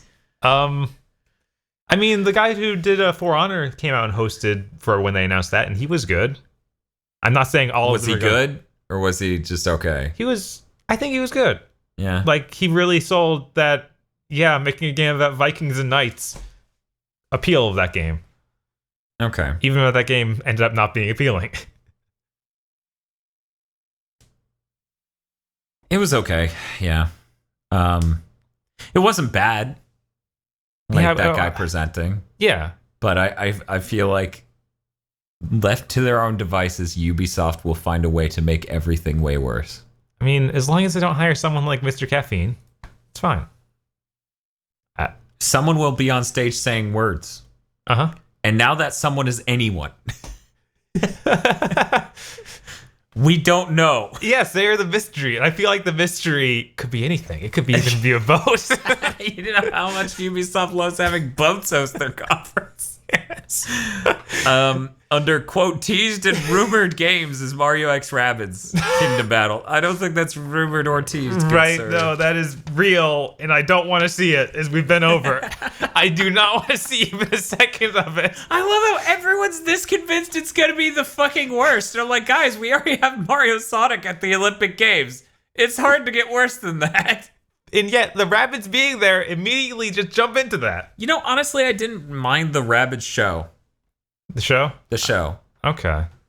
The games were just minigame collections around minion-like figures, so right. And like it's hard to not be incredibly intolerable while being that. I wonder if this will just be Mario Party. I mean, they're making it sound like a third-person shooter. Yeah, it does sound like some sort of action-y game, like a shooter or a Ratchet and Clank, whatever you would call that. Yeah. But yeah, I'm excited to see that. I am thrilled. I am jazzed. Because I want to see that thing somehow... I'm hoping it's here. That game... it better not be in the Nintendo It's got to be in the Nintendo thing. It better not be there for more than a minute. More than 30 seconds. It may not be there for more than a minute. But I'm really thrilled. It's actually made on, what was it, the Raindrop engine? Is it? Yeah. What the heck? I know. That's why I'm so excited. That's the Vision thing, right? Yeah. What? I don't know. I have no idea. Or is it Snowfall engine? Yeah, Snowfall. That's it. I was on Snowfall. Yeah. Raindrop, Snowfall. My brain's so good at that. Right. Then again, you were like, Black Rock Studio, they made Batman because Batman's black and rocks made it. Right. They weren't steady rocks, they were black. Yes. It's hard to think of a rock not being steady because even tectonic rocks move steadily. Well, I mean, you think of like, I don't know, I was seeing in Jurassic Park or something where you zoom, like somebody's walking on rocks. Yeah, you zoom in super close on some little gravel, and then you hear that shakes. You hear that Foley of the like of the rocks like moving and like a couple of them dropping off. Yeah, okay. Yeah. And then I don't know, probably some busting out of window or something. I don't know. Oh, okay. Like Hitler. As always, kill Hitler. One of our E3 parties, we introduced them to Danger 5. That was a pretty good break. Yeah. We don't have any more Danger 5 because Season 2 sucks. Right. I love Season 2. Wait, no, love's a strong word. I like what they did with Season 2. I get it. It's insane. It's insane, and you shouldn't show it to people. But in any case, The Division also may be showing up, and Year 2 content is coming soon. Allegedly. Yeah. They already showed off Far Cry 5, so there's not really much more to show there, but they'll probably still do one of their gameplay presentation things. Right. I mean, Far Cry 5 deserves that spot. Right. More than basically any of these games other than Assassin's Creed Origins. Yeah, I was going to say Assassin's Creed Origins, that they actually need to announce that game. Right. And it's supposed to be the comeback moment. Like, that game apparently has been worked on for longer, like, since before Unity. Wow. Yeah. That leaked from the Game Informer thing. Nice. Yeah, apparently they've been working on it that goddamn long. And it's like... They desperately need to reinvent that game. Or just move on. Yes. Yeah. Either one. One of the two. No, nothing else. Just those two. You either drastically reinvent, which is what it's sounding like from the Game Informer leak. Right. Which may or may not be real. I'm pretty sure it's real. Yeah, it looked pretty real. It looked pretty goddamn real. Yeah, I really... Like, they got rid of the ascend-descend button thing they were working on for a bit there. That was so broken. They got rid of that. That was... I think they already got rid of that in the last game, actually. Yeah. Because... But yeah, it may just be both buttons. Not just, like, they have one to do that now. Like, the traversal system may be largely different. That'd be really nice, because... Yeah. So I'm interested in Ubisoft's conference here just because of that. Yeah, me too. Like, that's why Ubisoft is holding a rank above, like, EA even, for me. Yeah, me too. Because me too. I'm legitimately interested. I really want to know what that new Assassin's Creed is going to be like. They need to introduce like a real protagonist in the modern day timeline if they want to even keep the modern day timeline in that game. Because the last, I think, 3 games now have been not even trying. Yeah, it's just been you play as a first person mode that's in a dev company or something, which is the lamest thing. It is. I think everyone agrees. Let's see. Oh yeah, there's the thing that was teased in Watch Dogs 2. Oh right. Codename Pioneer. Yeah. But apparently it was rebooted last year. Okay. Great. What else? There is that thing that Beyond Good and Evil 2, but they kind of said that won't be there. Okay. Yeah.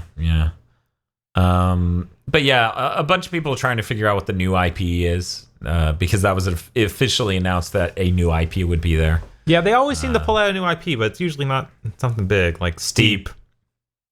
The game did great, right? You know what Criterion's working on nowadays? Allegedly, they're working on a new IP. Oh, yeah? But legitimately, they're definitely working on making the speeder bikes in Star Wars Battlefront and the vehicles in the Star Wars VR game. Great. That's what Criterion is working on. That's so sad. EA are fucking monsters. Right. I wonder why the founders of the studio fucking left. Yeah. Speaking of which, I still haven't checked out the fucking...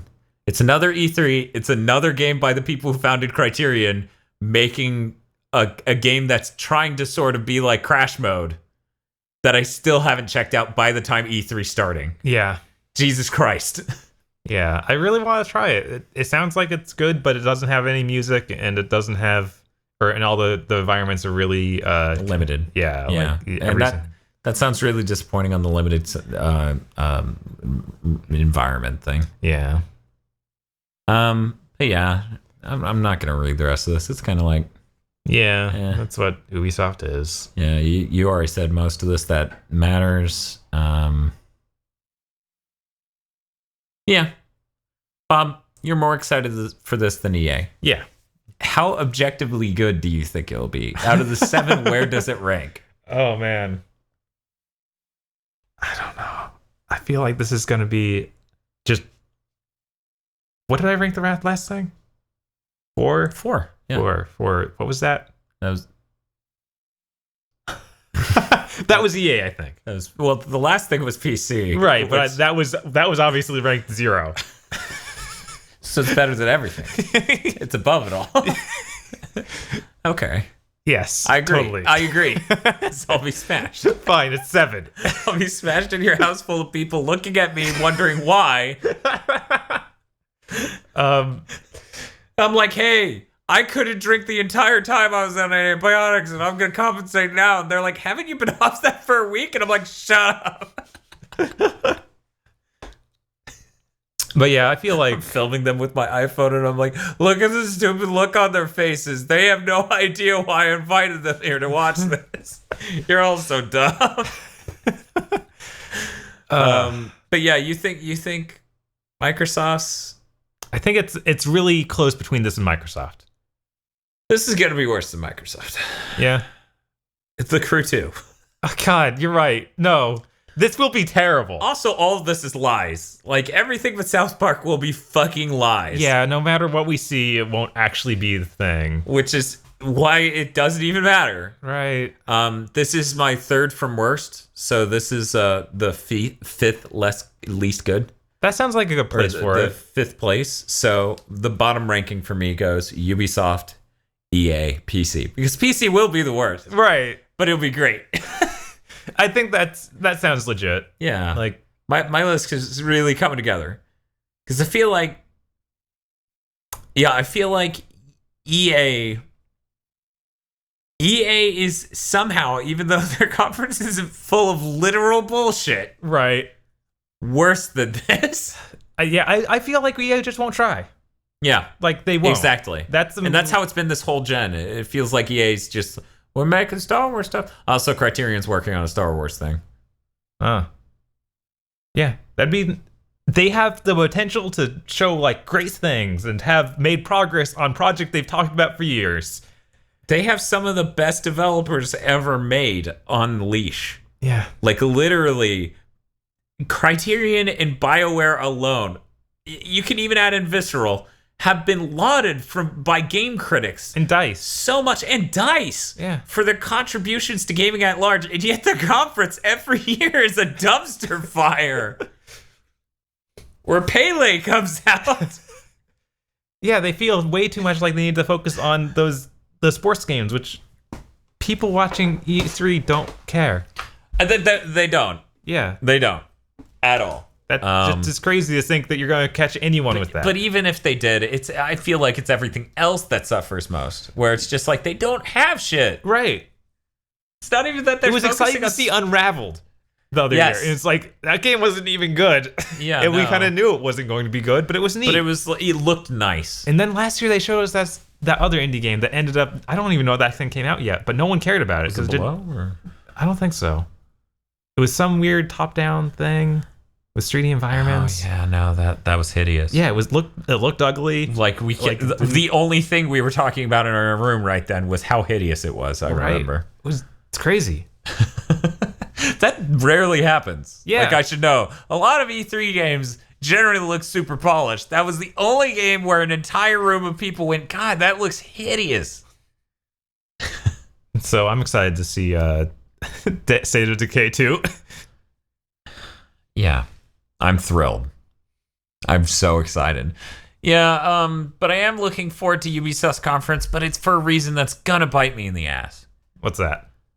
Rabbids. I think that's showing up in Nintendo's. And not at Ubisoft at all? I think it may skip over Ubisoft, and I'll just be pissed at the end of it. If I get to the end of that conference and Rabbids isn't in it, I'm gonna be pissed.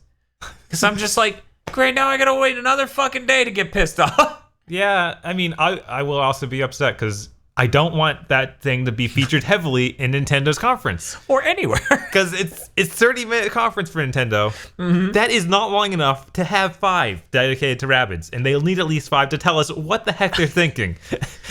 Or they're not. They'll do that insane thing Nintendo does occasionally where they act like it makes sense and only give you a minute of description, like a singular minute. I guess that's how Skylanders with Bowser went. Yeah. Right? Thank you. Or what's that, Donkey Kong? It was both. It was both. Okay. Yeah. I just remember Donkey Kong's insane outfit. Yes. Where they're like, you'll buy this amiibo for this. And I'm like, there's so many assumptions here that I feel insulted by. Don't you want... You like this, and you like this so much, you buy an action figure of it. Oh. They're crazy for not having ARMS amiibos. They are. What are they thinking? They really. It doesn't need to do anything in that game. They need to get stretchy material amiibos down for Helix before they can do anything. They know that thing is just scary, and people will buy it. Okay, probably.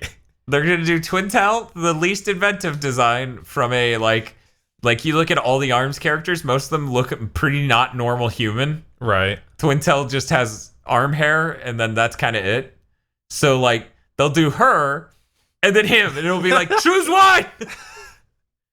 Why not anyone else? Black or white? Because they're Nintendo. But okay. Anything else you want to say about Ubisoft? Like, you think this year's going to be better presentation-wise because Aisha's not involved? I think it will be. I think it'll be a lot more bearable to watch through it. I'm willing to put my foot down and say it's pretty capable of being worse than most of her years. Worse than last year is a tall order, but I'm willing to say that it has a pretty good chance of being worse than most of her years. I don't believe they got to it. make transitions, and someone has to say them. And now that someone has even less of a vested interest in how stupid they come off.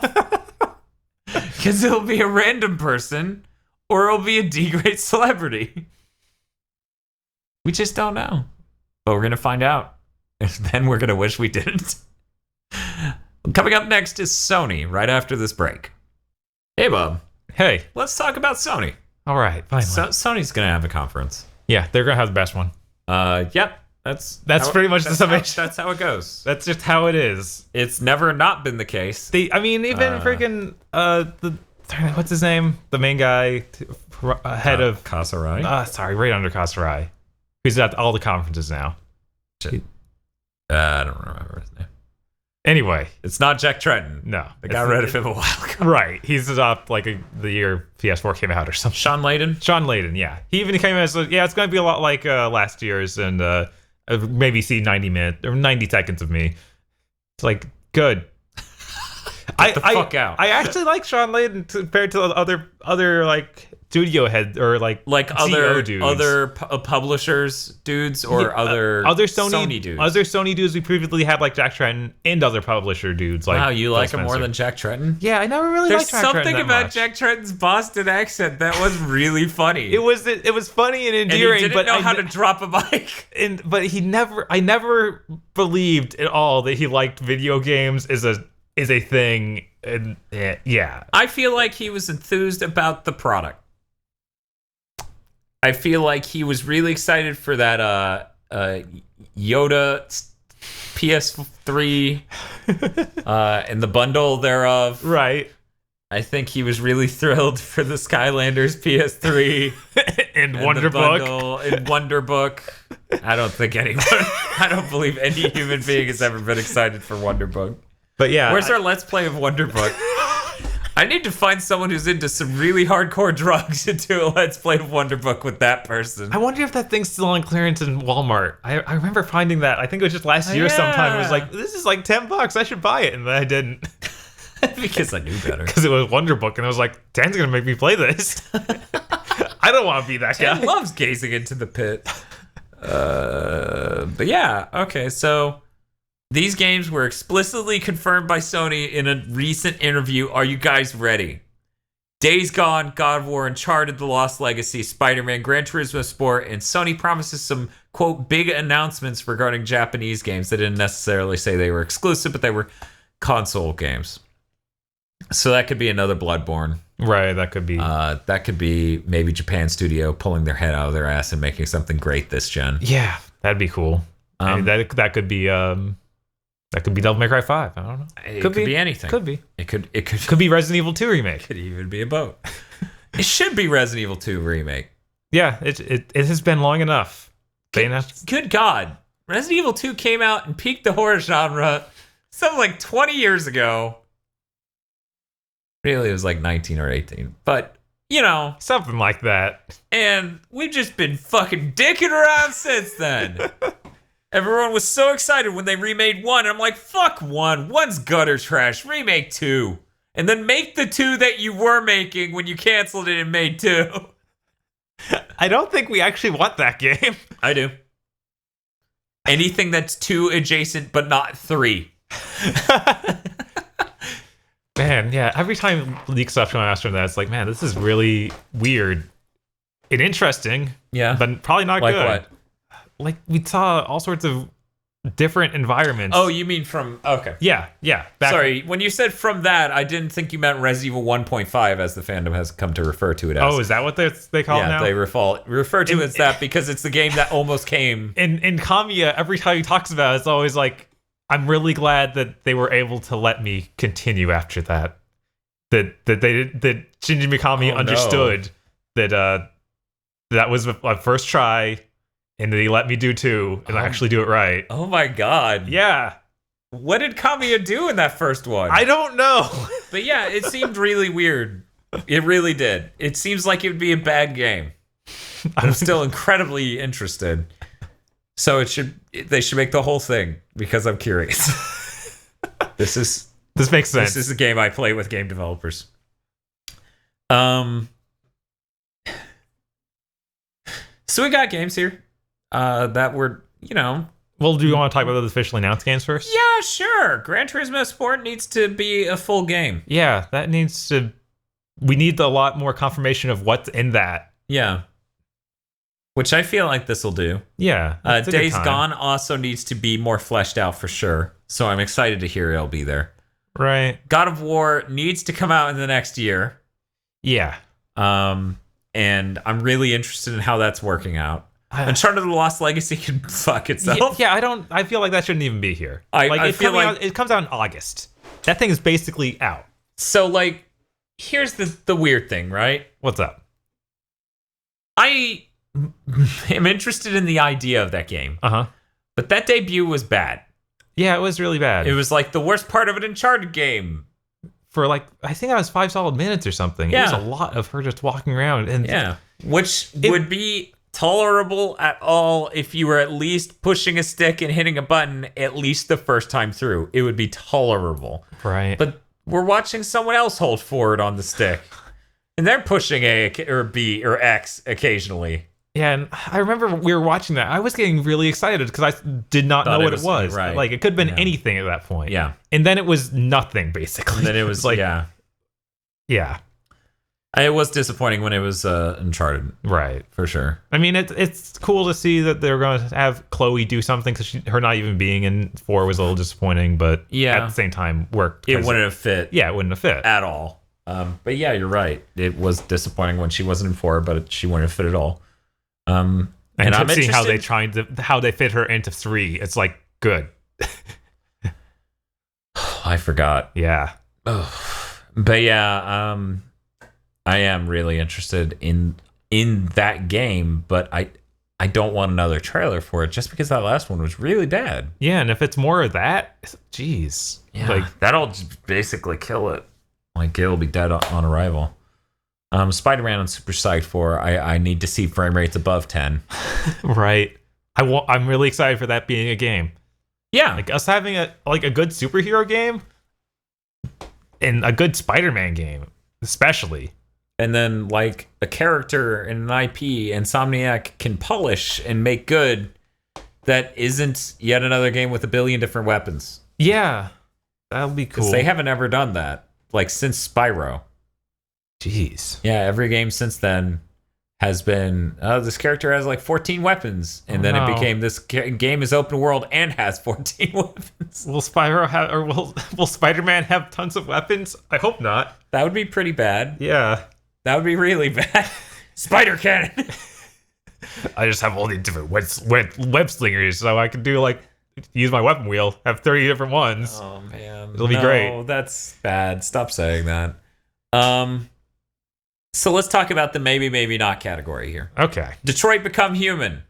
I feel like this is a shoo-in for actually showing and giving a release date. Right. It has to ship in the next year and a half. Yeah. Knowing them, it's probably the next year. It really needs to be out, because I feel like that was announced like early. Yeah. Yeah, that may have been 2014. Yeah, because not 2015. Right, because last year we saw that trailer was actually a real. 2014 was The Sorcerer. So yeah, that was 2015. Yeah. Yeah, where they showed like a CG trailer in 2015, and then 2016 we saw that actual like a confrontation that looked like in a finished game. Mm-hmm. So hopefully it's actually done at some point. Yeah, because I'm interested in that. I'm not gonna say David Cage is a good writer. No. I would never insinuate that, but I enjoy his games. I would also like to point to the part where I'm thrilled to get sauced at 11 in the morning. Yeah, no. About the PC conference. That's the same part of my brain. Yeah, those his games are always so terribly written. Fahrenheit was amazing. I feel like we got to the point where we were on this cusp of it being amazing, so we really didn't get to see it. We got a few acid trips. Okay. Also, it's not the big moments in David Cage games that are hilarious. It's the moments where, in order to be visceral and immersive, he makes you do really dumb shit in such a weird and robotic way. Right, like brushing your teeth. Press X to Jason and like push down on the analog stick to wash your hands. So you click it real quick, so your character like shoves his hands in and immediately pulls them out. Like, it's just the small things like that, and the bad dialogue. Where it's really stiff and somebody has a weird accent. All of those things are what I cherish. And Willem Dafoe, like, what was how he's done this many games like this, and yet they all still have that really stilted dialogue. And it works. It keeps going and going. How does Sony keep funding him? I don't get it. I don't get it either. There's no way that they made their money back on Beyond Two Souls. That had Willem Dafoe and the other girl who was popular at the time. Shit, what was her name? That's crazy. Right? whatever. Right. But yeah, I feel like that would launch super late in the PS3. There's no way it got a lot of sales. How is he still making stuff? I feel like they played more ads for that than they did Starhawk. Yeah, probably. I mean, I feel like it did better than Starhawk. Also, his games are kind of shittily linear in a lot of instances, so save a lot of money. Yeah. It's not like their quick time events generally have as much bombast as Uncharted or anything, where they have like crazy technical things going on. Yeah, they go for much more down to earth stuff, which is cheaper. Yeah, but I mean, where we saw was Fahrenheit. That's not what you should be doing. You should be doing giant battles with showing mechs around. Yeah. Yeah. Oh yeah. Wasn't there something that in Fahrenheit where you used like psychic powers and through buildings? I feel like it got escalated. There were psychic powers. I don't know about throwing buildings, but it got weird with psychic powers and prophecies and dead chicks that you nail. Whoa. Either that or you were dead and you nailed a chick. It's weird. Fahrenheit's weird as shit and way up its own ass, which is what I love. I wish Knack was half as good. Speaking of games that may or may not show up, Knack 2. I mean, they announced it. I feel like they're going to show more, but maybe not. Maybe maybe they'll just launch it. It's just it's a knife they keep in their pocket at all times. I feel it. Or didn't Mark Cerny say that this was kind of a redemption game of like show that Knack could be good? I feel like that came up somewhere. Yeah, it did, but I don't believe shit like that for a second. Yeah, like, can you actually play Knack? I still played haven't. Knack through. It was a grueling, like 14 hours. Whoa. 12 hours. It goes on way too long. Jeez. Yeah, I thought it was going to be an 8-hour game because it's so simple, but no, it just keeps going and going and going. Maybe they'll turn it into literally like a Crash Bandicoot style thing. It needs to be that. Yeah. It almost was that, but like it just isn't for some reason. The whole thing felt so padded. It's weird. Everybody it's weirdly racist too, I hear. Yes, it is. It is goblin racist. Aggro and I have talked many times about how goblin racist Knack 1 is. You don't deserve good houses because you're green. Oh, okay. Well then. This scientist really knows what he's talking about. You need to work in the factories, cause fuck you, Greenie. Yeah, it's something special. Everybody's golf. That game has I feel like there's no way that's actually going to be in this conference. I feel it's gonna. Maybe in it's a montage. It's not gonna be huge, but it's gonna be like, and Everybody's Golf is coming out next month or whenever. Because when does it come out? That's soon. I don't know. It's really soon. I'm excited because that character creator's awful. But the gameplay is actually really good and kind of exactly what I want from a golf game, weirdly enough. Huh. Because it has RPG mechanics. Like you level up based on what thing you're doing. Yeah. So the thing you do more frequently gets better.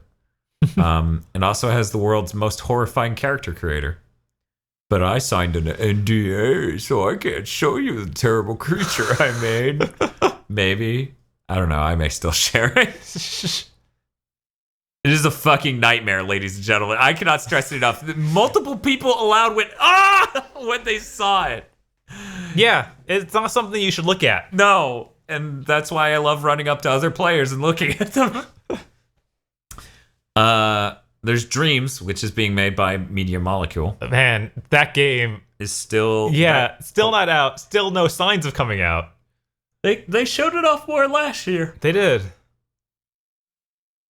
So maybe this year's it. Maybe this is a year. Kojima said Death Stranding isn't showing. That's probably for the best. I mean, he needs to actually make a game and then show it. And that stop doing trailers. All right. The Last of Us 2. I wonder if they will show more. They might. I feel, or they even said it was super early at that point. So right. So they probably won't. I feel like they won't. That's not very Naughty Dog, I don't think. Right. Showing it that far in advance. I don't know. Yeah, I feel like The Last of Us 1 also showed really far in advance, which is weird.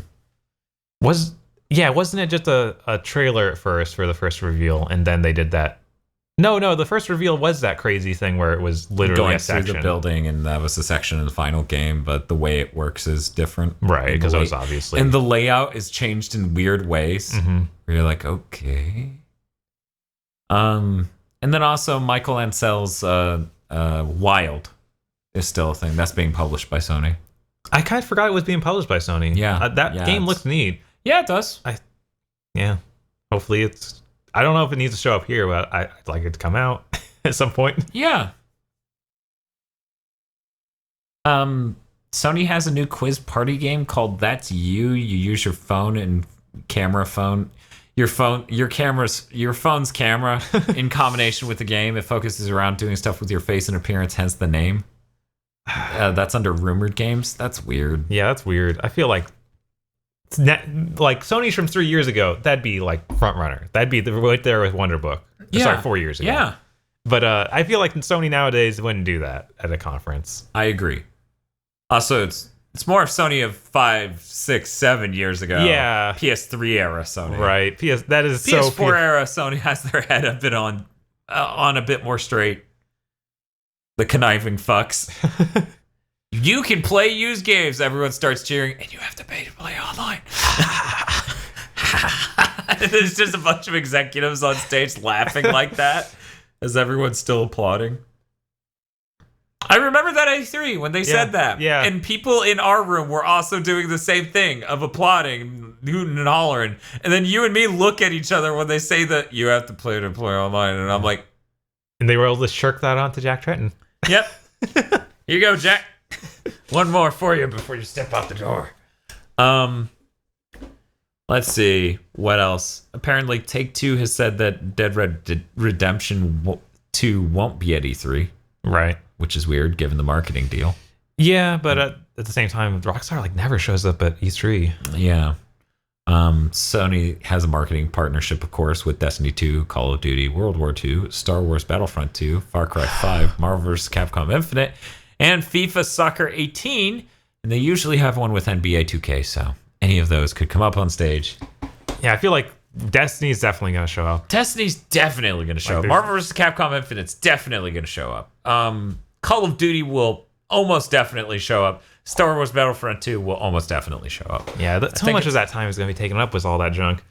Yeah, but at least generally they get the better trailers. Yeah. Like, you know, when Ubisoft also shows a game that Sony shows, generally Sony gets the better showing. Right. Because Sony got the boat showing for that one Assassin's Creed. Yeah, they did. And that was the one everyone actually lit up for. Right. Like, nobody gave a shit that entire first trailer. Then boats. They were like, oh, fuck! Here's the most important thing for me here. Sucker Punch hasn't made a game since Infamous Second Son in early 2014. Yeah, they're totally up for a new game. And heck, if they've waited this long, they could announce it and release it in the next 6 months. Yeah, or the next year. Yeah. Right? Like they could do Q1, Q2 next year. Right. That would be so awesome.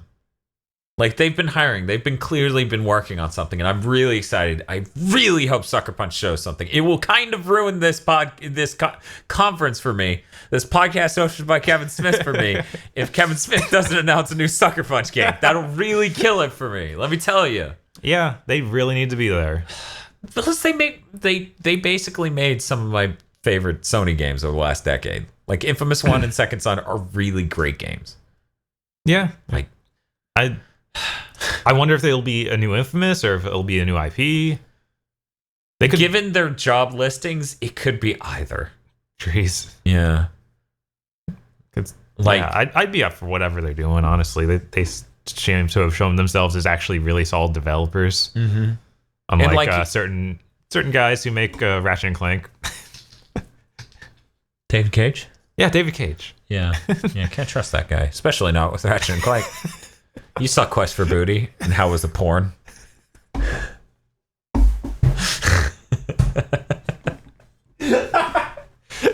Yes. So, Bob, you already spoiled it, but how objectively good do you think this conference will be? This conference will be the best. I mean, it obviously will be. They'll lead it with something amazing that's not even announced yet. Okay. That's my guess, because, I mean, that's what they did with freaking God of War last year. God, yeah. Yeah, that was really good. So good. Oh man, the last thing in the world I thought I wanted was God of War, but holy shit, did they prove me wrong? Right? Which is amazing. And they're like, seriously, I hated God of War 1. God of War 2 was cool. God of War 3 was metal as shit, and the only one I legitimately was like, I am excited for that game to come out. I need to play it on launch day. But every other God of War product, I have not given a shit about. Yeah, I think everyone like universally hates that for Ascension. Yeah, Ascension. Yeah, like that's yeah. Yeah, that was bad. We did a quick play of Some that. people seem to like the PSP ones, and I think that they were okay. They were like, for what pretty PSPs. Solid. Yeah, and better than God of War 1. Yeah. So like, pretty glad that Jaffe didn't keep making them. Yeah, and they have a lot of good things here. I'm really excited about the big Japanese game announcements. Like there's so much. Like I want to. Maybe we'll see Deep Down. Okay, we're not gonna see Deep Down. We're not gonna see. That's not a thing, right? It's not real. But maybe we'll see Matterfall by Housemarque, which is totally Japanese dev. Totally. But yeah, I've been excited for Matterfall. Yeah, I've been excited for every game from Housemarque. Right. Very few of them disappoint me outright. Outland.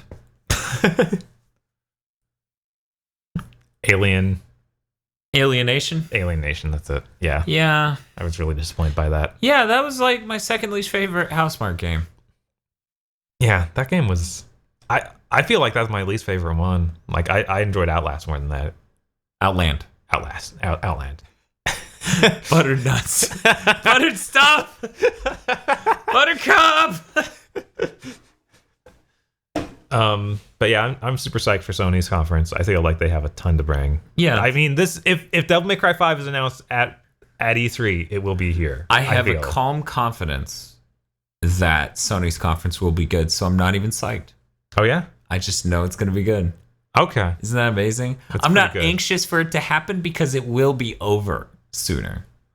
That is how that feels for me. Okay. Like everyone's like, oh, I'm so excited for Sony. And I'm like, nah, Sony's going to get here. It's going to be fine. You know what I'm excited for? PC. I guess Microsoft could also have Devil May Cry 5 announcement. They could. But they really could. They could. They're tight with Capcom. They did Dead Rising. They did do Dead Rising. But Sony did Street Fighter. Right. And Marvel. Maybe. Yeah. And to have I feel like Kamiya maybe doesn't want any association, no matter how loose, with Microsoft. After a certain game of his. Right. Microsoft, they have to have burnt so many bridges over the years. They have to have. Yeah, that's why you get the great first-party portfolio that they have today. Admittedly, Sony's fucked some people over too. Right. Like fucking sticking Gorilla Cambridge on fucking rigs and then shutting them down. What the heck? What the fuck is wrong with them? That Killzone on Vita was amazing. It was like, wow, this is better than basically every Killzone. Why didn't they just let them make anything? Anything else? They really could have just made a PS4 grade Killzone Mercenaries. Right. And people would have probably thought that was cool. That'd probably be one of the few Killzones I'd buy. Yeah. Me too. That game had a lot of great mechanics, and the multiplayer mode was surprisingly great for Vita. Right. And the only problem was it's on the Vita. Yeah. And that's not on them, Sony. Right? Jesus Christ. And just like the only problem with Rigs is it's on a market that is VR that's not taken off, and you made it a multiplayer-only game. They fucking made them make a multiplayer-only game on VR. For launch. Even. Yeah. Sony, cut it the fuck out. But yeah, they're still gonna have the best conference. And they released Rayman Legends 3 already, okay? Yeah, that's on you, Sony. Ubisoft isn't gonna do it. You should. Jesus Christ. Okay, next we're gonna talk about Nintendo right after this break. Right after these commercial messages. Okay, Bob. Finally, after 2 hours of talking, we get to talk about Nintendo. All right. 3 games officially announced for E3. Super Mario Odyssey, which is awesome. Yeah. ARMS, which is like coming out 3 days later. Right. And Splatoon 2. Which is coming out a month later. Yeah, it's weird. Yeah. It's another one I've seen enough. You've done like whole things, whole Nintendo Directs. I would like to see an implication of the scale of single player. I mean, they had that trailer that showed some of it, so that was enough for me. What did it show? It showed like how that one squid or Inkling pop star is like sending you on missions, and it seems like the other pop star has become evil. Okay. And they showed all sorts of things with the octopus people. So I was like, that's enough for me. I know it's this guy's single player that seems like it's more fleshed out this time. Yeah, but more fleshed out is a whole fucking spectrum. Yeah. Like, because that first one was not anywhere near the words fleshed out. Right. Yeah, I don't know. I think I need to see a bit more of that. Elsewise, I really don't need to see more. I just need it to come out. Yeah, and they told me I had Horde mode, so I'm like, okay, that's all I need. Just the multiplayer and Horde mode. That's all I really needed from you. Right. It's true. It's hard to swallow for $60, which is why ARMS looks so iffy. Yeah, it is going to be. But, like, I feel like even Splatoon 1's single player was better than ARMS nothing. Right. Hey, you have Grand Prix. That's not... Sure. Look, Street Fighter V has been out for over a year and a half. It still doesn't have arcade. It still doesn't have that. Oh my god, it really doesn't? It really doesn't. That's how much they screwed up that game. Yeah, God. Okay, yeah, so Sony will cart out Capcom to announce Super Street Fighter V. Say everyone who owns it already gets it for free. We're sorry. Yeah, they better. That would be Capcom nice. has a lot of like uphill battles to fight. Or battles. Maybe they should start fighting it all. Right. But yeah, other things that have been announced for the Switch but are not confirmed to show. Fire Emblem Warriors, Fire Emblem Switch, Xenoblade 2, which is supposedly coming out this year. God, that's so crazy. It is insane. And Zelda Breath of the Wild DLC, which, yeah, they still haven't shown off the first pack even. They announced like everything that was going to be in it. Yeah, they did. Yeah. But they didn't show it off. Not the really. Playback feature of like where you've been over the last 100 hours. Right. Like, I want to see how polished that looks before. Like, because the idea is really cool. Yeah. But I would love to see it, so I hope they do. Rumored upcoming Nintendo games, Smash 4 Switch, which holy shit, that would just make that whole conference for me. That's all I need. Yeah, they really need Smash. That has to be there. Pokemon Stars, which seems incredibly less likely given that Pokemon Ultra Moon and Ultra Sun was announced. Right. But it's still possible, I guess. It's still possible. They could be like, yeah, sorry about that announcement last week. We were just fooling you guys. Well, I mean, both could exist. Yeah. Weirdly enough. Right. And then, Mario X Rabbids, which could be Ubisoft, could be this conference. Don't know. Probably both. Probably.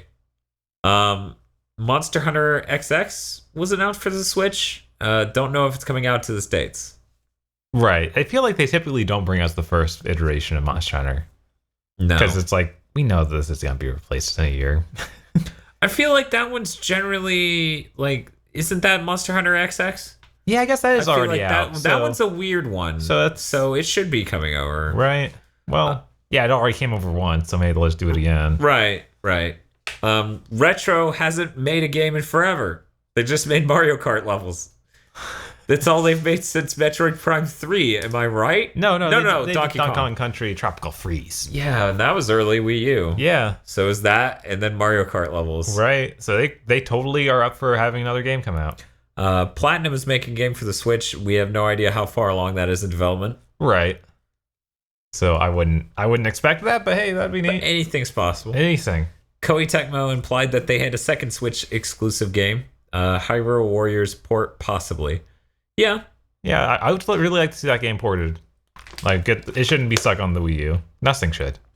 It'd be great on the Switch, but it isn't happening. What? Dissidia. That would be pretty great.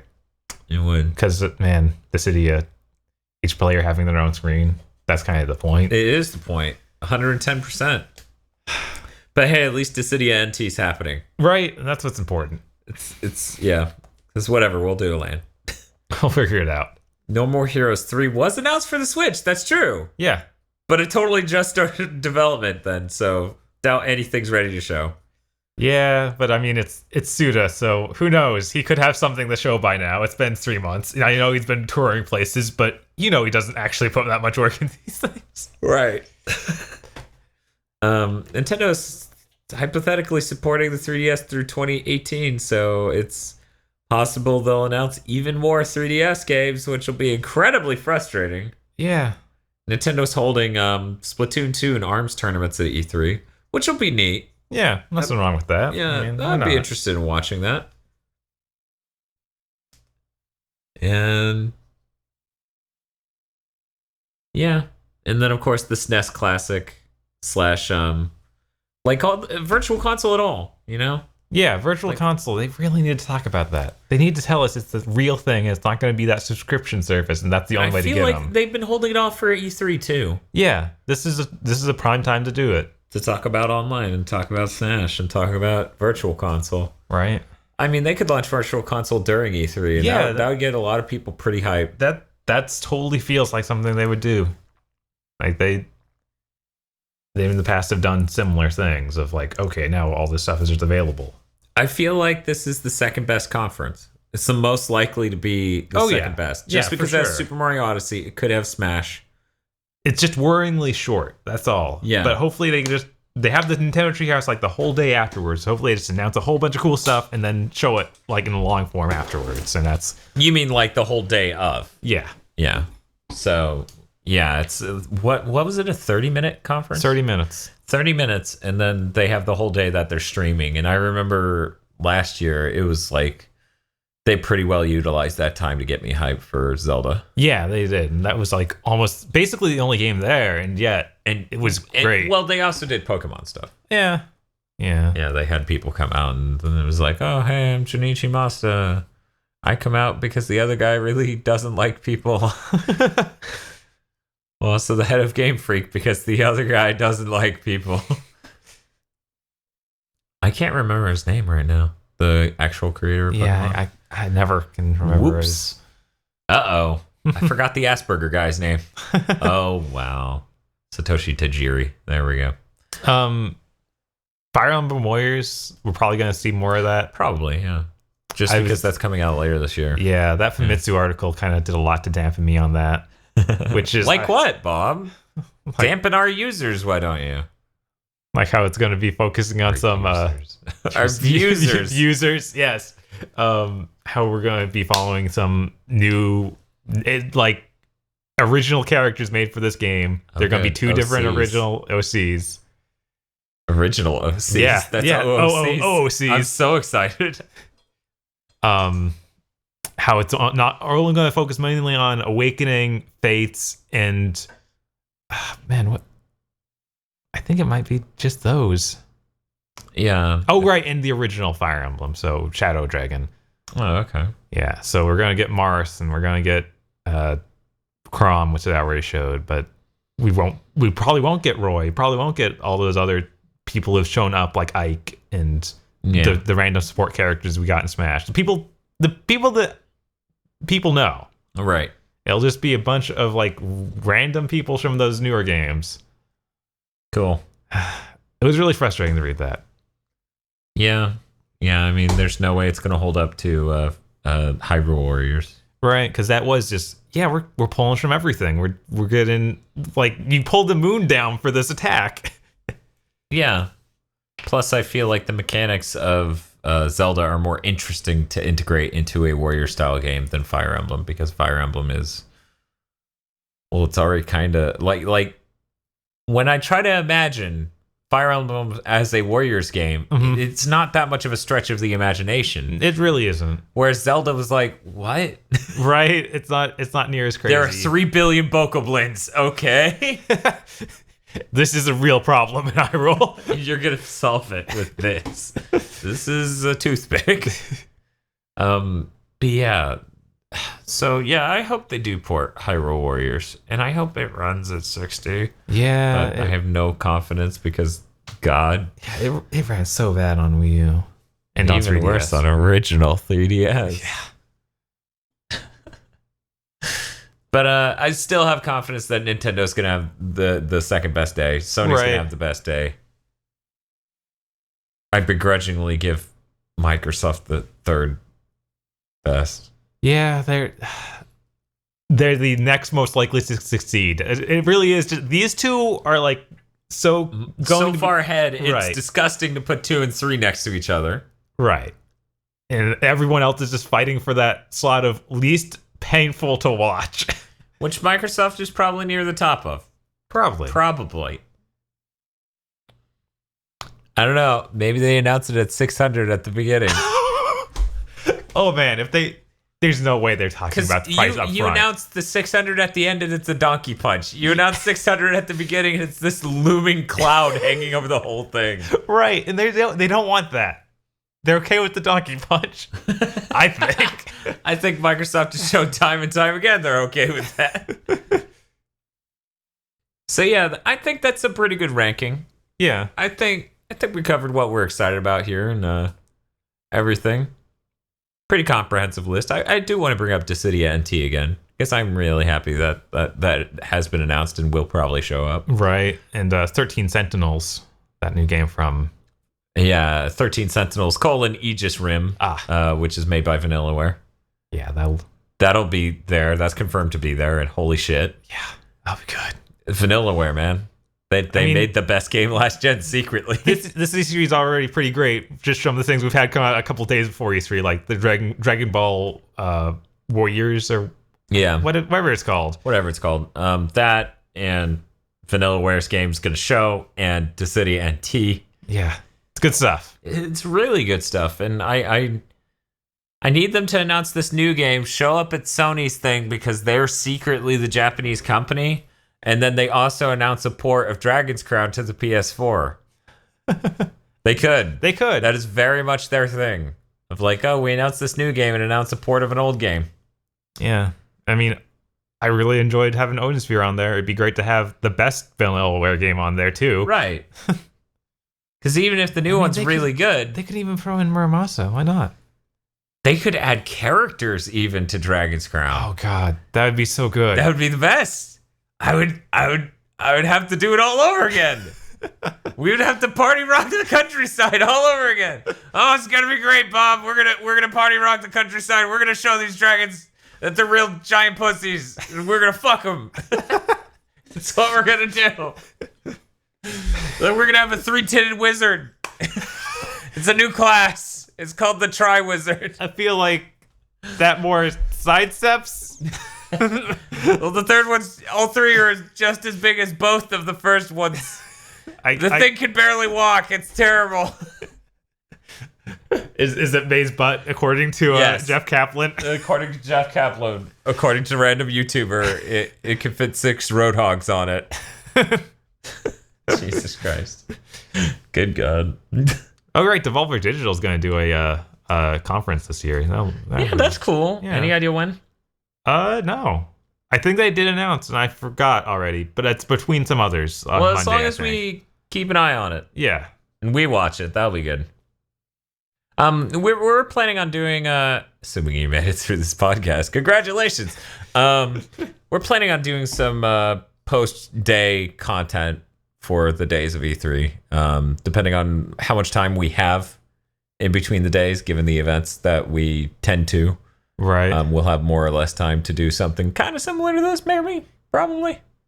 Hopefully with a visual, but I wouldn't count on that. I wouldn't count on it. I'm not promising anything. Yeah, don't promise anything. I'm not promising anything. You know what? I'm literally taking back what I just said. I'm not promising anything. Yeah, there probably won't even be podcasts. I'm not going to do anything. You don't deserve it. Actually, you do deserve it, because you listen this far. You honestly deserve it. But what if they skip to the end? What if they did that? No one would. They just shipped out. You wouldn't do that, would you, Cywolf? Would you? No, you wouldn't do it. You're loyal. That's why you're a wolf. I know it's really early, but maybe we'll see this new Shin Megami Tensei game for Switch, or maybe we'll see the new. Okay, there's no way we're seeing the other thing. What was the other thing? The new IP from the guys at Atlas. Yeah, no. There's no way we're seeing that one. Nope, but I feel like we might see that new Shin Megami thing, like a little bit more. Nope. Probably not. Still no. Definitely no. Yeah, I'm pretty excited for this E3. Yeah, I think it'll be good. I feel with the promise of the Switch and the intrigue of the Scorpio and Sony's always great library of games, we got a pretty good year. You know, Microsoft has the Scorpio to talk about this year, giving them one more thing than what they had to talk about last year, which was nothing. Dan, if you say Halo Wars, did they? I think in the middle of that, they rolled out the graphic they made the previous year of the Tomb Raiders in Marcus Phoenix's head floating around. Yeah. Maybe that was some other time, or maybe that was last year. You were right. They rolled it out 6 months past it being relevant. You know what? You want to make a bet on if that shows up again? It was a pretty expensive graphic. My mouth was full of water when you said that, and I almost just spit it everywhere. No, they're not doing that. There's no fucking way. There's no... No, think about this. They show that, then they just fades into Scorpio. Okay. It's coming 2018. Okay, this may be our only actual bet. It has to be something we both hate. So what should it be? It can't be D because they secretly like D. And how terrible it is. I don't know. We'll think of something, but one of us will have to do something awful. If something is announced? No. No, we're talking about this graphic. This is our bet. Oh, I see. Because I think I don't legitimately think that's going to show up. But I think it would be hilarious if it was there again. I mean, you're not wrong. I would mostly be angry, but it'd probably be funny. Because they just need to remind us. They have Car, Marcus Phoenix, and Lady. Lady who they forgot was in game that came out on other platform. Lady who is very strongly associated with other platform identity. They will accidentally put Crash Bandicoot in there too. Yeah. Because Activision owns it. Right. They can't keep them from doing that. Is that Crash thing isn't going to be out in time. Because that time is now. Yeah, no. Crash, so they're gonna show Crash. Comes out the 30th. There's even a chance they'll show something interesting for Crash, like something new. I don't know. They might. Nah, I doubt it. But yeah, because they're making Knack too, right? God, why would they make both? I'm so worried about that. That Crash collection is probably gonna be terrible. Like I've lost so much faith. Why? Mainly, like, don't the original games run at 60? No. Okay. Running 3D at 30 was quite an achievement. Yeah, the only true. N64 game that runs at 60 is fucking F-Zero. Yeah. And it looks like butt to do it. Right. Mario 64 was also 30. All right. Yeah. So it's the same frame rate. All right. At least it's not a downgrade. At least it's technically not a frame rate downgrade. Visual, artistic, design wise, probably a downgrade. Right. I was gonna say it looks not great. It looks weird. Yeah. But I guess that's what happens when you faithfully upgrade the visual on a thing without redesigning it. Right. And oh boy. I'm gonna buy that most likely. At least it's cheaper, like 40 or something. Yeah, it's for 60. It's still a lot to pay for Crash Bandicoot 3 and 2 other pieces of shit. Crash Bandicoot 1 was amazing when it came out. Crash 3 is a game worth playing past 2000. But yeah, I'm sure Eric's screaming if he's hearing this. Because he loves Crash 1. You know why? What's that? By his own admission. Because he can beat it. So there you go. I'm not making a joke. I'm telling a story. Why did you laugh at my story, Bob? Maybe because the story is laughable. Oh, I'm sorry, Eric, but I'm so mean. I know. I'm too cruel sometimes. People are just gonna timestamp it and send it to Eric. It's true. I'm just too ice cold. God damn it. Okay. I'm ending this. And I'm not promising anything. But thank you for listening. And thank you so much if you're a patron. But thank you for listening. But thank you way more if you're a patron. But thank you for listening. GigaBoots has been brought to you by the remarkable generosity of Nicholas Cameron and Vincent Pover. And Cywolf. Go to patreon.com/GigaBoots and support GigaBoots today.